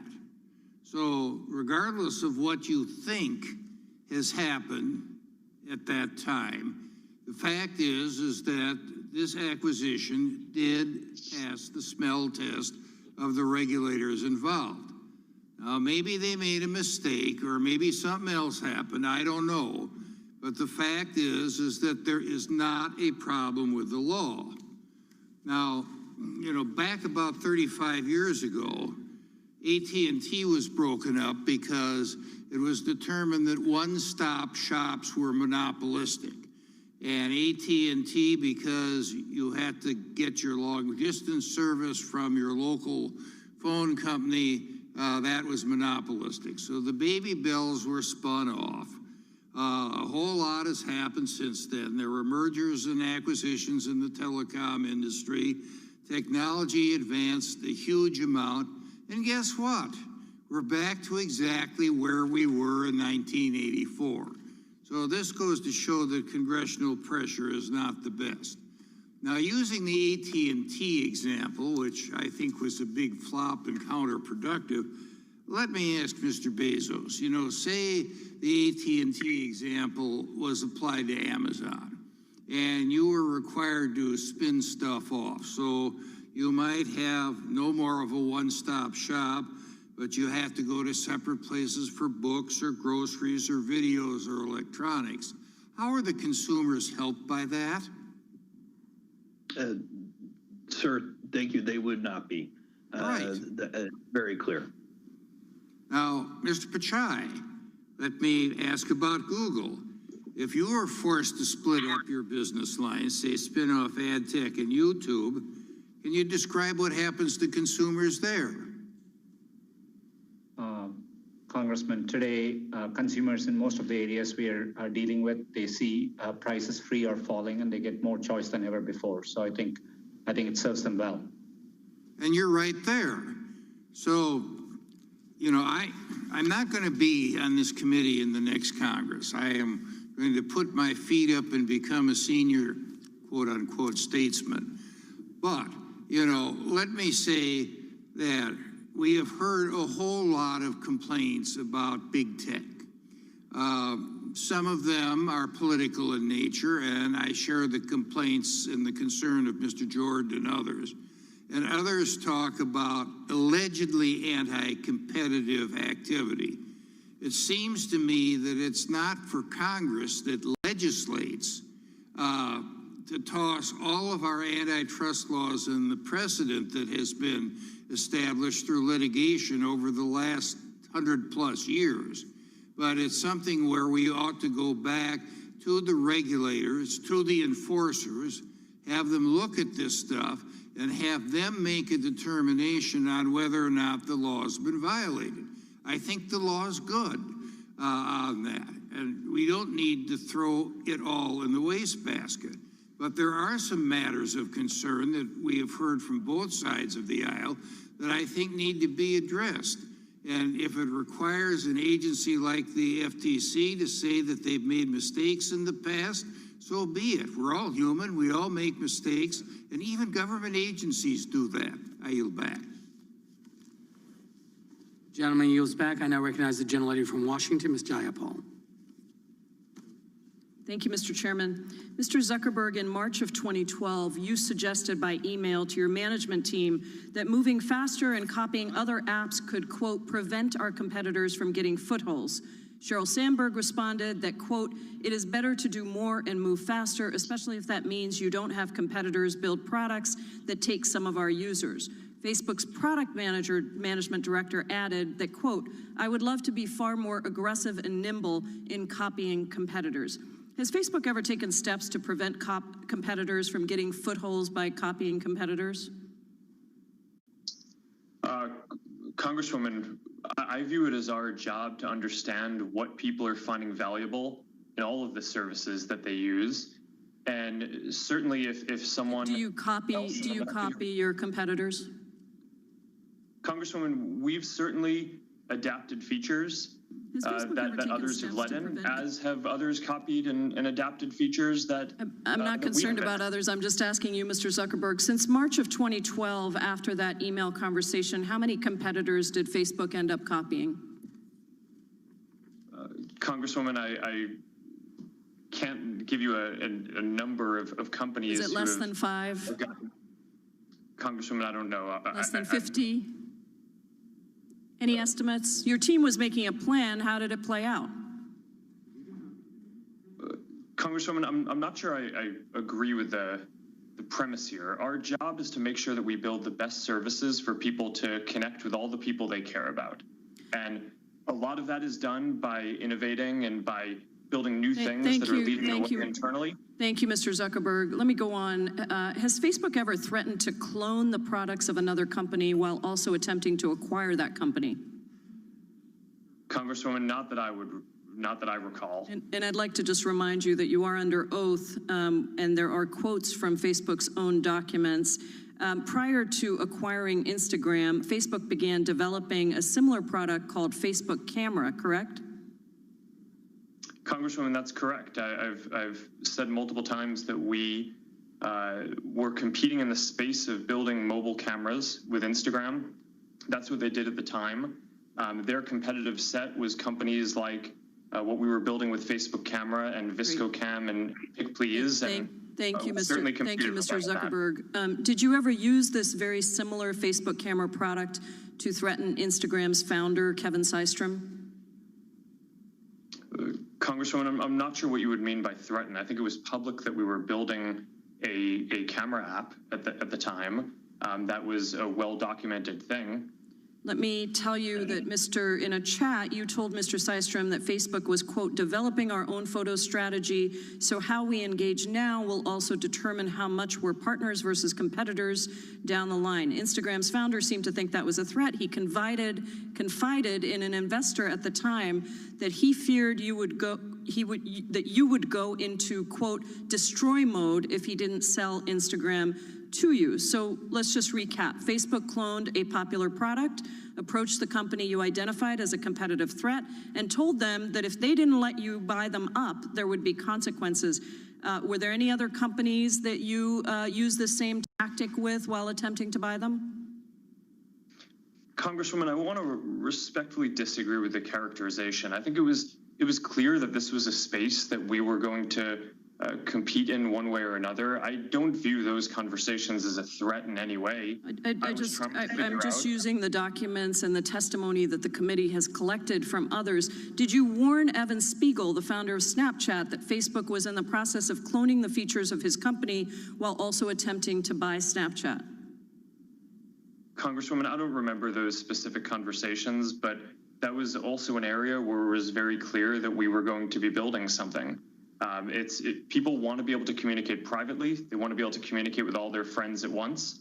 And we're going to make sure that we build the best products in all of the spaces that we can around helping people stay connected with the people they care about. I appreciate that, Mr. Zuckerberg. I think the question again here is, when the dominant platform threatens its potential rivals, that should not be a normal business practice. Facebook is a case study, in my opinion, in monopoly power because your company harvests and monetizes our data, and then your company uses that data to spy on competitors and to copy, acquire, and kill rivals. You've used Facebook's power to threaten smaller competitors and to ensure that you always get your way. These tactics reinforce Facebook's dominance, which you then use in increasingly destructive ways. So Facebook's very model makes it impossible for new companies to flourish separately, and that harms our democracy, it harms mom and pop businesses, and it harms consumers. Mr. Chairman, I yield back.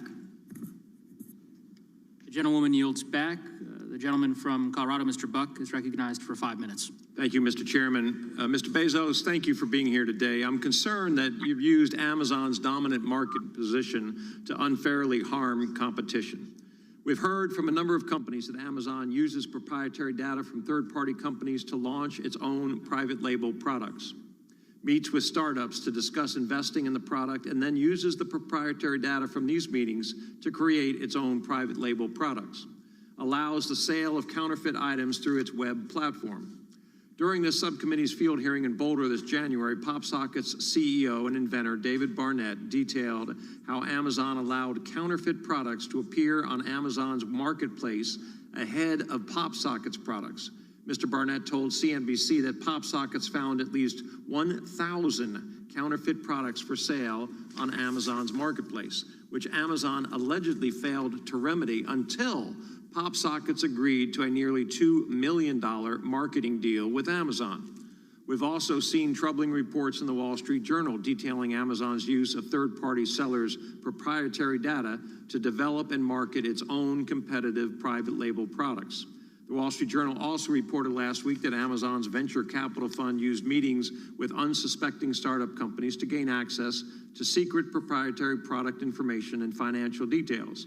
Amazon then reportedly used that information to launch competing products, often disastrous results for the original startup company. There are many examples of this behavior, but one allegation in the journal's reporting sticks out in particular. In 2011, Amazon contacted Vocalife, LLC's inventor, about the possibility of investing in a speech detection technology. Vocalife's founder accepted the meeting, thinking this was the company's big break. After displaying Vocalife's microphone technology and providing proprietary information, including engineering data, to Amazon employees, the relationship came to an abrupt halt. Amazon employees allegedly stopped responding to emails before the technology eventually found its way into the Amazon's Echo device. These allegations are serious, especially because the size and scope of these practices couldn't happen without Amazon's monopolistic control of the marketplace. I'm also concerned that given Amazon's allowance of counterfeit goods on its marketplace, especially counterfeit goods from China, that Amazon's marketplace may be knowingly or unknowingly furthering China's use of forced and slave labor conditions. This is especially important following recent reports that at least 80 global companies that sell on the Amazon marketplace, including Nike, Starbucks, and Samsung, have ties to Chinese factories that use enslaved Uyghur Muslims. Following these concerning reports, Senator Hawley introduced an important bill last week requiring American businesses to certify that their supply chain does not rely on forced labor. I will be introducing the House companion bill later this afternoon.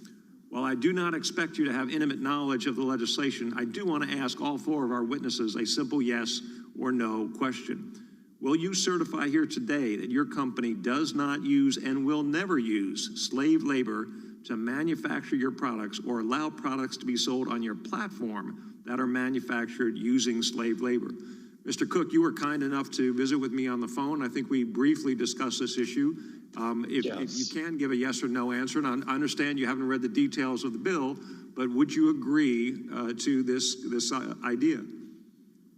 I would love to engage on the legislation with you, Congressman, but let me be clear, forced labor is abhorrent. And we would not tolerate it in Apple. And so I would love to get with your office and engage on the legislation.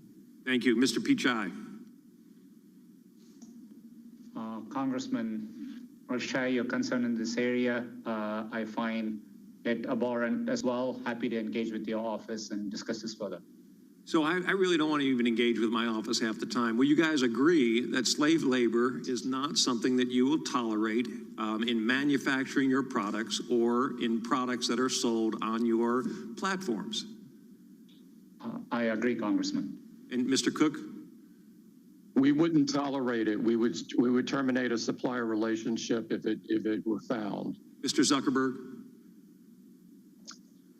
I agree. We wouldn't tolerate this, and if we found anything like this, we would also terminate any relationship. And Mr. Bezos? Yes, I agree completely. Great. Thank you very much, gentlemen, and I yield back.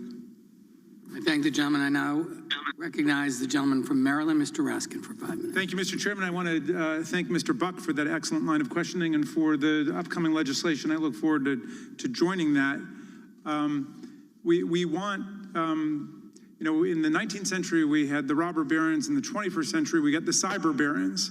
And we want to make sure that the extraordinary power and wealth that you've been able to amass is not used against the interests of democracy and human rights around the world, and not against the interests of a free market at home. So, Mr. Bezos, let me turn to you.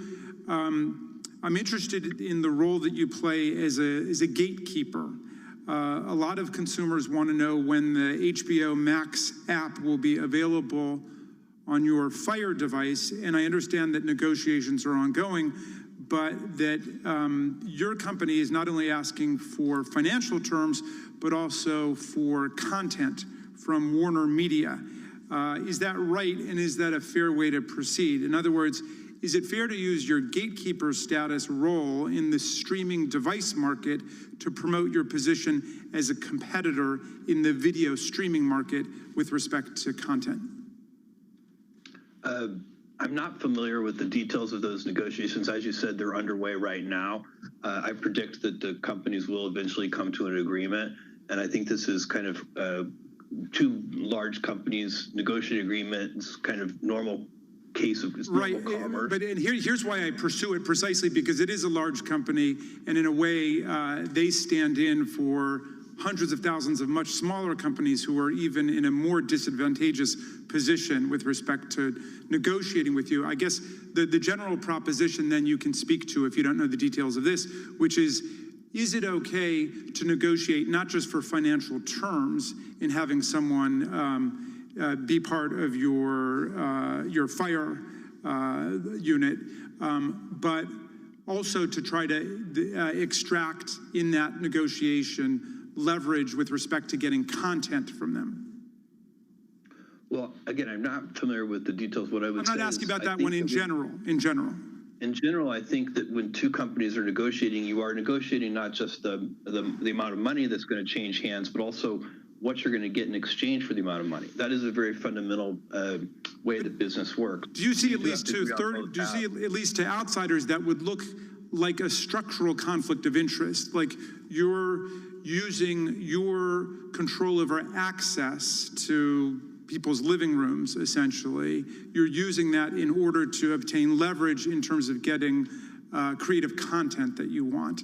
And are you essentially converting power in one domain into power in another domain where it doesn't belong? I think what I should do is offer to get you information. If you, I'll get it to your office for you, because I'm not familiar enough with this, and I could imagine that there would be scenarios, if we're just talking in the abstract, where it would be inappropriate, and I could imagine scenarios where it would be very normal business and very appropriate. Fair enough. I want to talk about an emerging market, smart homes, and I want to start with the hub of the smart home, smart speakers.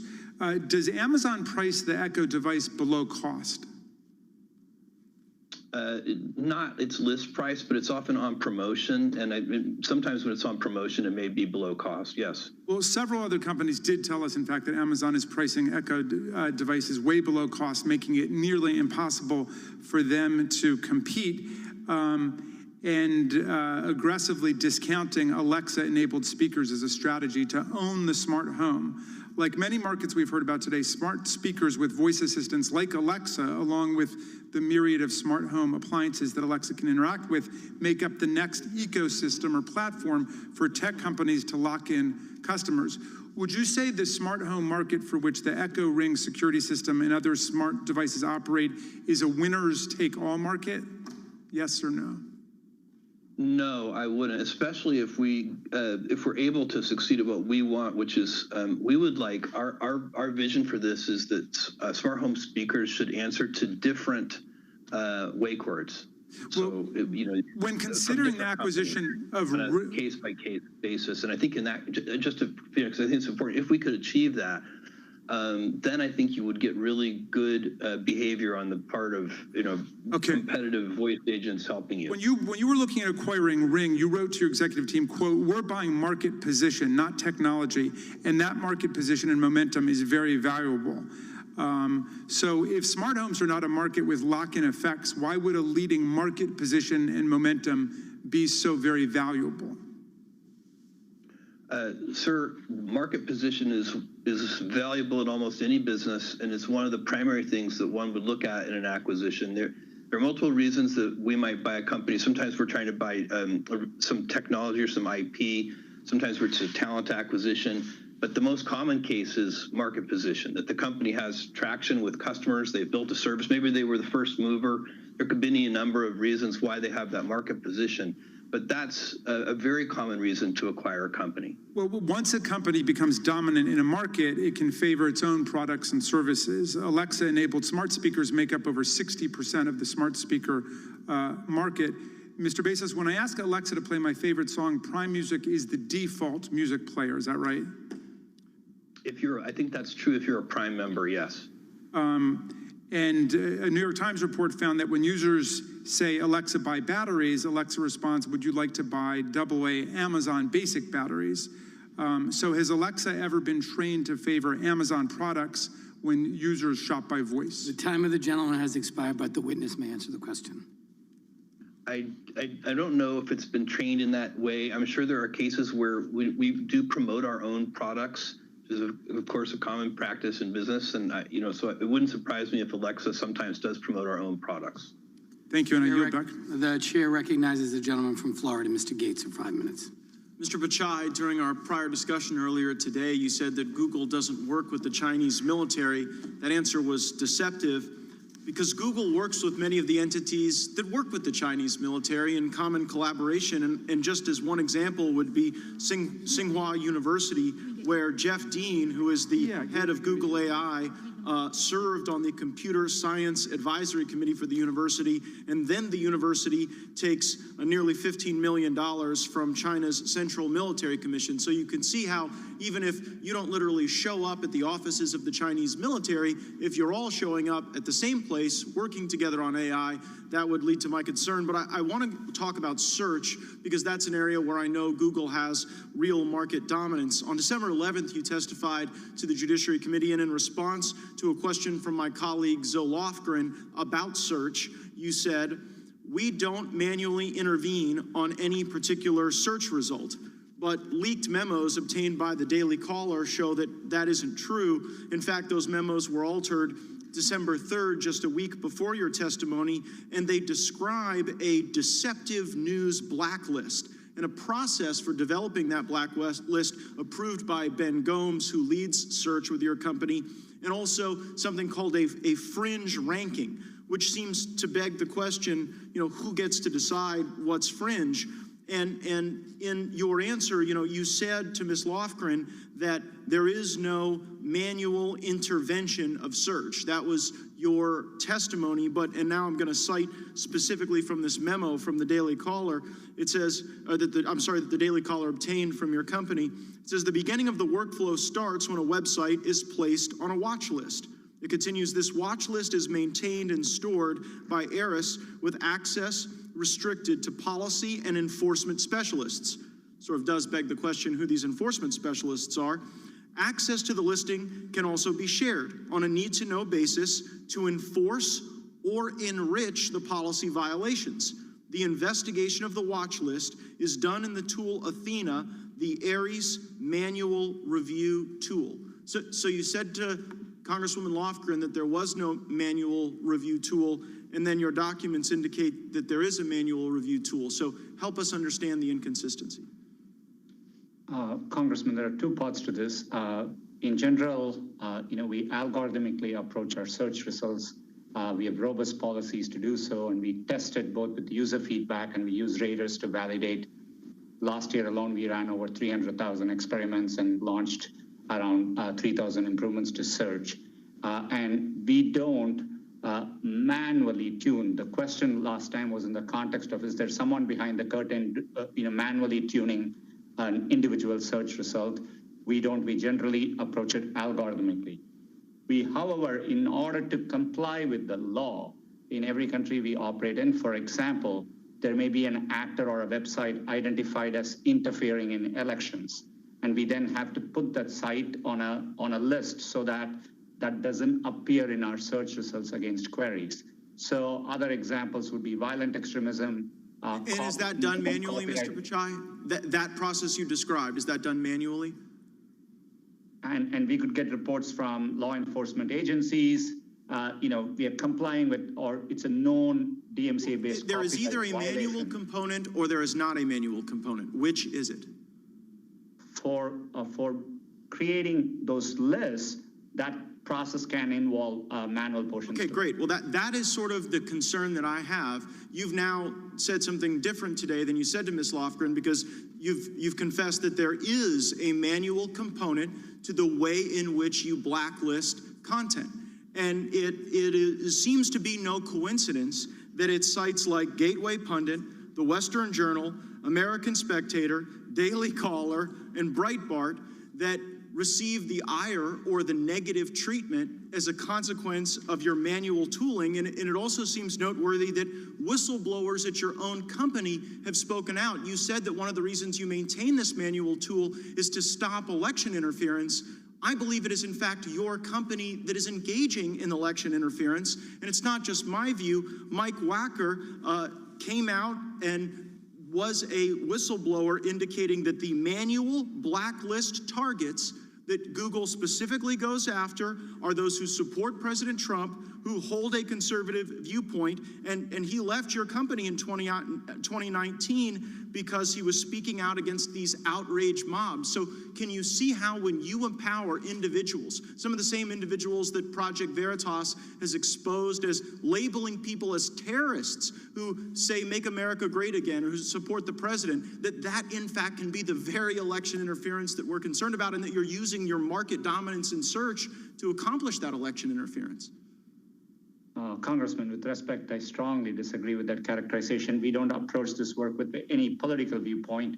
We do that to comply with law, known copyright violations, very in narrow circumstances, and we have to do that to comply with the law. And in many cases, those requests can come from law enforcement agencies. Your own employees are saying you're doing it for a different reason. Your own employees are saying it's political bias. I yield back. Thank you, Mr. I'm sorry, may I be recognized for unanimous consent request? Yes. Mr. Chairman, just given the productivity of our discussion, I'd request that we be permitted a third round of questioning. Without objection. I now recognize the chairman of the full committee, Mr. Nadler. Yeah. The documents prove it. The news and journalism industry in this country are an economic freefall. Over 200 counties in America no longer have a local newspaper, and tens of thousands of journalists have been laid off in recent years. The reason journalism is in freefall is that Google and Facebook now capture the vast majority of digital ad revenue. Although news publishers produce valuable content, it is Google and Facebook that increasingly profit off their content. Publishers have told us that Google and Facebook maintain their dominance in these markets in part through anti-competitive conduct, as well as conflict of interest. Mr. Zuckerberg, in 2015, Facebook reported high and quickly growing rates of video viewership on its platform. Based on these metrics, news publishers fired hundreds of journalists, choosing instead to boost their video divisions. In 2018, it was discovered that Facebook had inflated these metrics and had known about the inaccuracies several years before Facebook publicly disclosed this. Mr. Zuckerberg, did you know that these metrics were inflated before they were publicly released? Congressman, no, I did not, and we regret that mistake and have put in place a number of other measures since then to make sure that we... And do you realize the harm that this caused journalists across the country? Congressman, I certainly know how important it is that the metrics that we report are accurate, and we've put in place additional measures to make sure that we can audit those. And what do you have to say to the journalists who lost their jobs because of Facebook's deception? Well, Congressman, I disagree with that characterization and also your description of reclaiming my time. Google, meanwhile, maintains its dominance in part through aggregating data from across its products and services. Mr. Pichai, I understand that Google collects user data on users' browsing activity through its Chrome browser. Does Google use that data for its own purposes, either in advertising or to develop and refine its algorithms? Mr. Chairman, we do use data to improve our products and services for our users. Anytime we do it, we believe in giving users choice, control, and transparency. We make it very clear, and we give them simplified settings to choose how they like their data. And so you do use the data that you get from these companies for your purposes.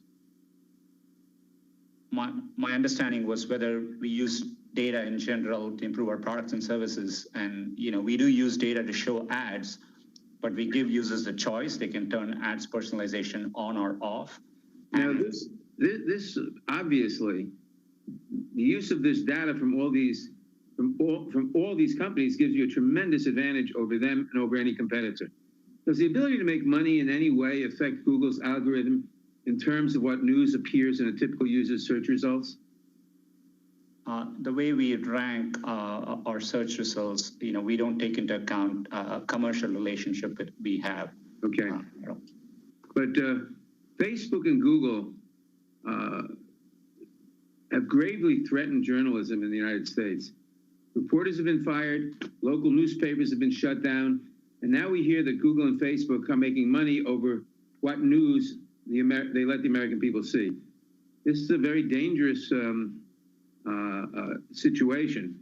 And unfortunately, my time has expired and I have to yield back. Thank the gentleman for yielding. I now recognize the gentleman from Florida, Mr. Stubbe, for 5 minutes. Thank you, Mr. Chairman. I'm just going to pick up where I left off. Mr. Pichai, there are rioting groups that are going unchecked with the posting of what I would contend is very violent video. Yet yesterday I was sent a YouTube video about doctors discussing hydrochloroquine and discussing the not dangers of children returning to school. And when I clicked on the link, it was taken down. And then I was sent a different link on YouTube and it was taken down. I just checked again just to make sure. And it says that this video has been removed for violating YouTube's community guidelines. How can doctors giving their opinion on a drug that they think is effective for the treatment of COVID-19 and doctors who think it's appropriate for children to return back to school violate YouTube's community guidelines when all of these videos of violence is all posted on YouTube? Congressman, we believe in freedom of expression, and there is a lot of debate on YouTube about effective ways to deal with COVID. We allow robust debate. But in the area during a pandemic, we look to local health authorities. So for example, in the US, it would be CDC for guidelines around medical misinformation in a narrow way, which could cause harm in the real world. And so for example, if there is aspects of a video, and if it explicitly states something could be a proven cure, and that doesn't meet CDC guidelines, it's free expression of speech, and you have these doctors who are giving their opinion as doctors, and I don't understand why YouTube and therefore Google thinks it's appropriate to silence physicians and their opinion of what can help and cure people with COVID-19. I'm going to switch quickly to Mr. Zuckerberg. I think at this point it's fairly obvious that technology platforms have been stifling conservative news and opinions. You employ a panel of content moderators. Can you explain how Facebook chooses who these moderators are? Thanks, Congressman. We do hire a lot of people around the world to work on safety and security. Our team is more than 30 or 35,000 people working on that now. We certainly try to do this in a way that is neutral to all viewpoints. We want to be a platform for all ideas. I don't think you build a social product with the goal of giving people a voice if you don't believe that people being able to express a wide variety of things is ultimately valuable for the world. And we try to make sure that our policies and our operations ultimately reflect and carry that out. Is there an ideological diversity amongst the content moderators? Congressman, I don't think we choose to hire them on the basis of an ideology. They're hired all over the world. There's certainly a bunch in the U.S. There's diversity in where they're hired, but certainly we don't want to have any bias in what we do, and we wouldn't tolerate it if we discovered that. So you don't specifically hire, say, conservative moderators and Democrat or liberal moderators so that there's a balance in your content moderators? Congressman, in terms of the 30 to 35,000 people or more at this point who are doing safety and security review, that is correct. In terms of the people setting the policies, I think it is valuable to have people with a diversity of viewpoints involved so we can make sure that we have the different viewpoints represented in the policy development process. And we also consult with a number of outside groups whenever we develop new policies to make sure that we're taking into account all perspectives. What are some of those outside groups that would be conservative leaning? Congressman, I need to get back to you with a list of specific groups, but it would depend on what the topic is. Can you just think of one? I mean, you said you reach out to outside groups. Can you think of one conservative outside group that you reach out to and use as a content moderator? Congressman, I'm talking about different external stakeholders and groups that are inputs to our policy development process. And I'm not involved in those conversations directly, so I would have to get back to you with specifics on that. But I'm quite confident that we speak with people across the ideological spectrum when we're developing our policies. I would very much appreciate a follow-up on that. Real quickly, can you briefly explain the approval process for third-party fact checkers and how many fact checkers does Facebook employ? Yes, thanks. We work with about 70 fact-checking partners around the world, and the goal of the program is to limit the distribution of viral hoaxes, so things that are clearly false, from getting a lot of distribution, but we don't ourselves want to be in the business of determining what is true and what is false. That feels like an inappropriate role for us to play. We rely on an organization called the Pointer Institute, and I think it's called the Independent Fact-Checking Organization that has a set of guidelines of what makes an independent fact-checker, and they certify those fact-checkers, and then any organization that gets certification from that group is qualified to be a fact-checking partner within Facebook. Thank you. The gentleman's time has expired. We're going to I'm going to recognize Mr. Johnson for 5 minutes, and then we're going to take a short break of the committee. Mr. Johnson, you're recognized. Thank you, Mr. Chairman.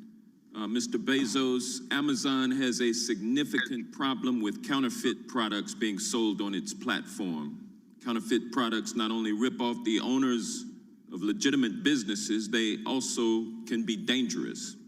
Counterfeit medicine, baby food, automobile tires, and other products can kill. Amazon has said it's fixing its counterfeit problem, but counterfeiting seems to be getting worse, not better. Amazon is a $1 trillion company, but Amazon customers are not guaranteed that the products purchased on your platform are authentic. Amazon acts like it's not responsible for counterfeits being sold by third-party sellers on its platform, and we've heard that Amazon puts the burden and cost on brand owners to police Amazon's site, even though Amazon makes money when a counterfeit good is sold on its site. More than half of Amazon's sales come from third-party seller accounts. Why isn't Amazon more aggressive in ensuring that counterfeit goods are not sold on its platform? And why isn't Amazon responsible for keeping all counterfeit products off of its platform? Thank you. This is an incredibly important issue and one that we work very hard on. Counterfeits are a scourge. They are a problem that is not, it does not help us earn trust with customers.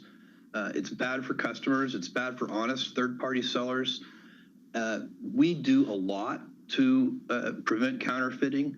We have a team of more than 1,000 people that does this. We invest hundreds of millions of dollars in systems that do this. We have something called Project Zero, which helps brands serialize individual products, which really helps with counterfeiting. Well, we have I'm glad that you have those as well. I'm glad that you have those features in place, but why isn't Amazon responsible for keeping all counterfeit products off of its platform? We certainly work to do so, Congressman, and we do so not just for our own retail products, but for third-party products as well. Well, okay. Well, thank you. We've heard from numerous third-party sellers and brand owners that Amazon has used knockoffs as leverage to pressure sellers to do what Amazon wants. For example, the founder of Pop Sockets testified in January that Amazon itself was selling knockoffs of its product. After reporting the problem, it was only after his company committed to spending $2 million on advertisements that Amazon appears to have stopped diverting sales to these knockoffs. What is your explanation for that business practice? That's unacceptable. If those are the facts, and that if someone somewhere inside Amazon said, buy X dollars in ads and then we'll help you with your counterfeit problem, that is unacceptable. And I will look into that and we'll get back to your office with that. What I can tell you is that we have a counterfeit crimes unit. We attempt to prosecute counterfeiters. I would encourage this body to pass stricter penalties for counterfeiters and to increase law enforcement resources to go after counterfeiters. But your company does make money off of counterfeit goods being sold on your platform, isn't that correct? If it does, in my view, sir, it would only be in the short term. We don't make. I would much rather lose a sale than lose a customer. All right, we make money because customers come back. Fair enough, sir. Making companies pay extra to avoid having their products disappear in rankings seems to be so unfair, especially to small businesses. The American dream is threatened when that happens. Don't you think so? Sir, I'm not exactly sure what you're referring to. If you're talking about what we were just talking about a second ago, I agree completely. I'm talking about a totally different situation now, where a company that is selling on your platform but is not paying anything extra gets buried in the rankings, and but companies that pay extra are able to get their products pushed up and they avoid getting pushed down. Is that an acceptable practice? Sir, I think what you're referring to is the fact that we offer an advertising service basically for third-party sellers to drive additional promotion to their products. That's a voluntary program. Some sellers use it, some don't. And it's been very effective at helping people promote their products. With that, I yield back. Thank you. The gentleman yields back. The committee will stand in a brief recess.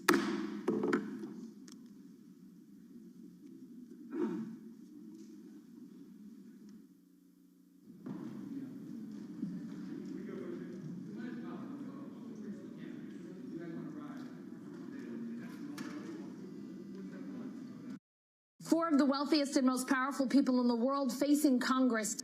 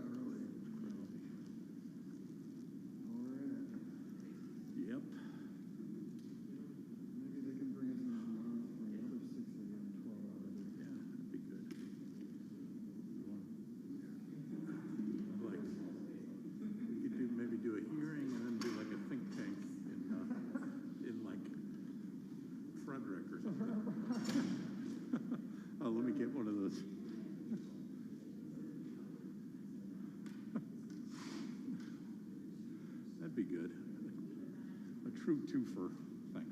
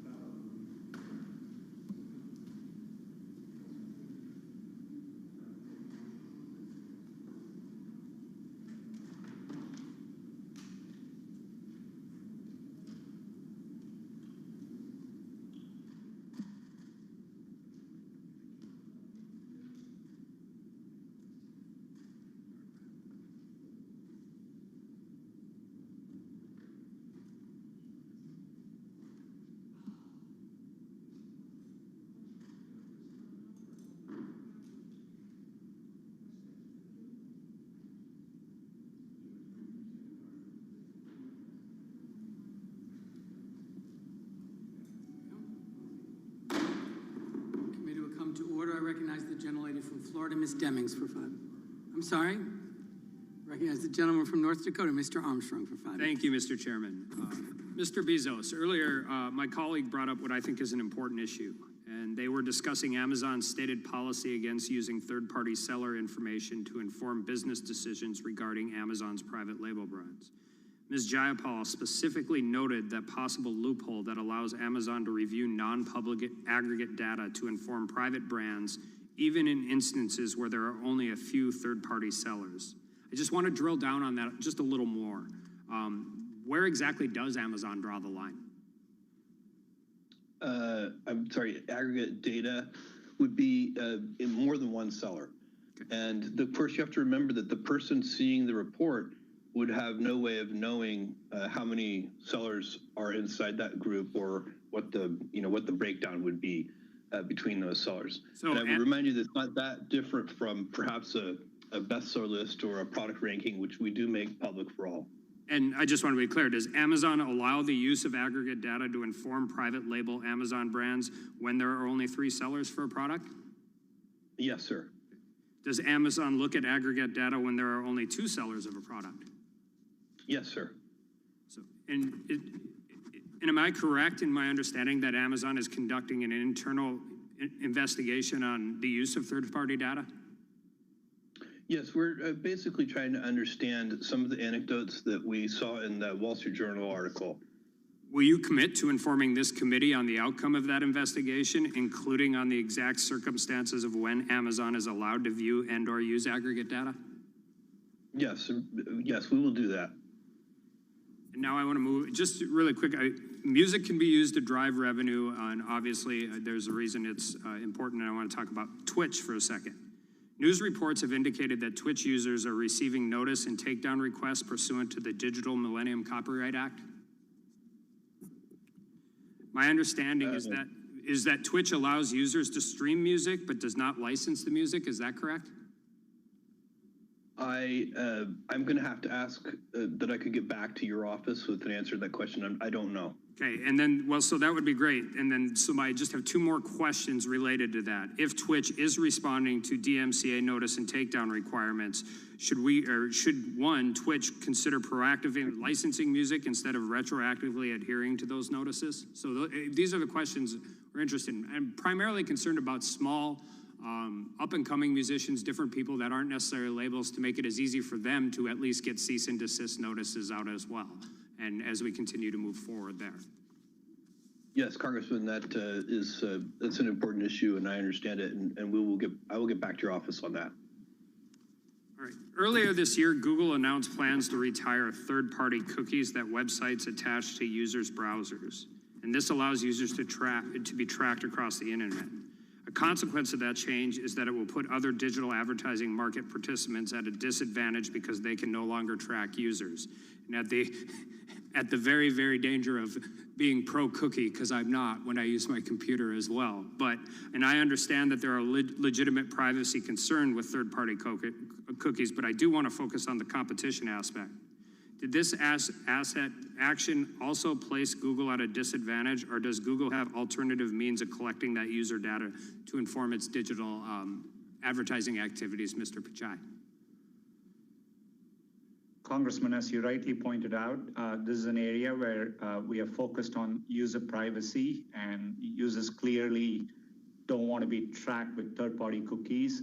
In fact, other browser vendors, including from Apple and Mozilla Foundation, have also implemented these changes. We are doing it thoughtfully, giving time for the industry to adapt, because we know publishers depend on revenue in this area.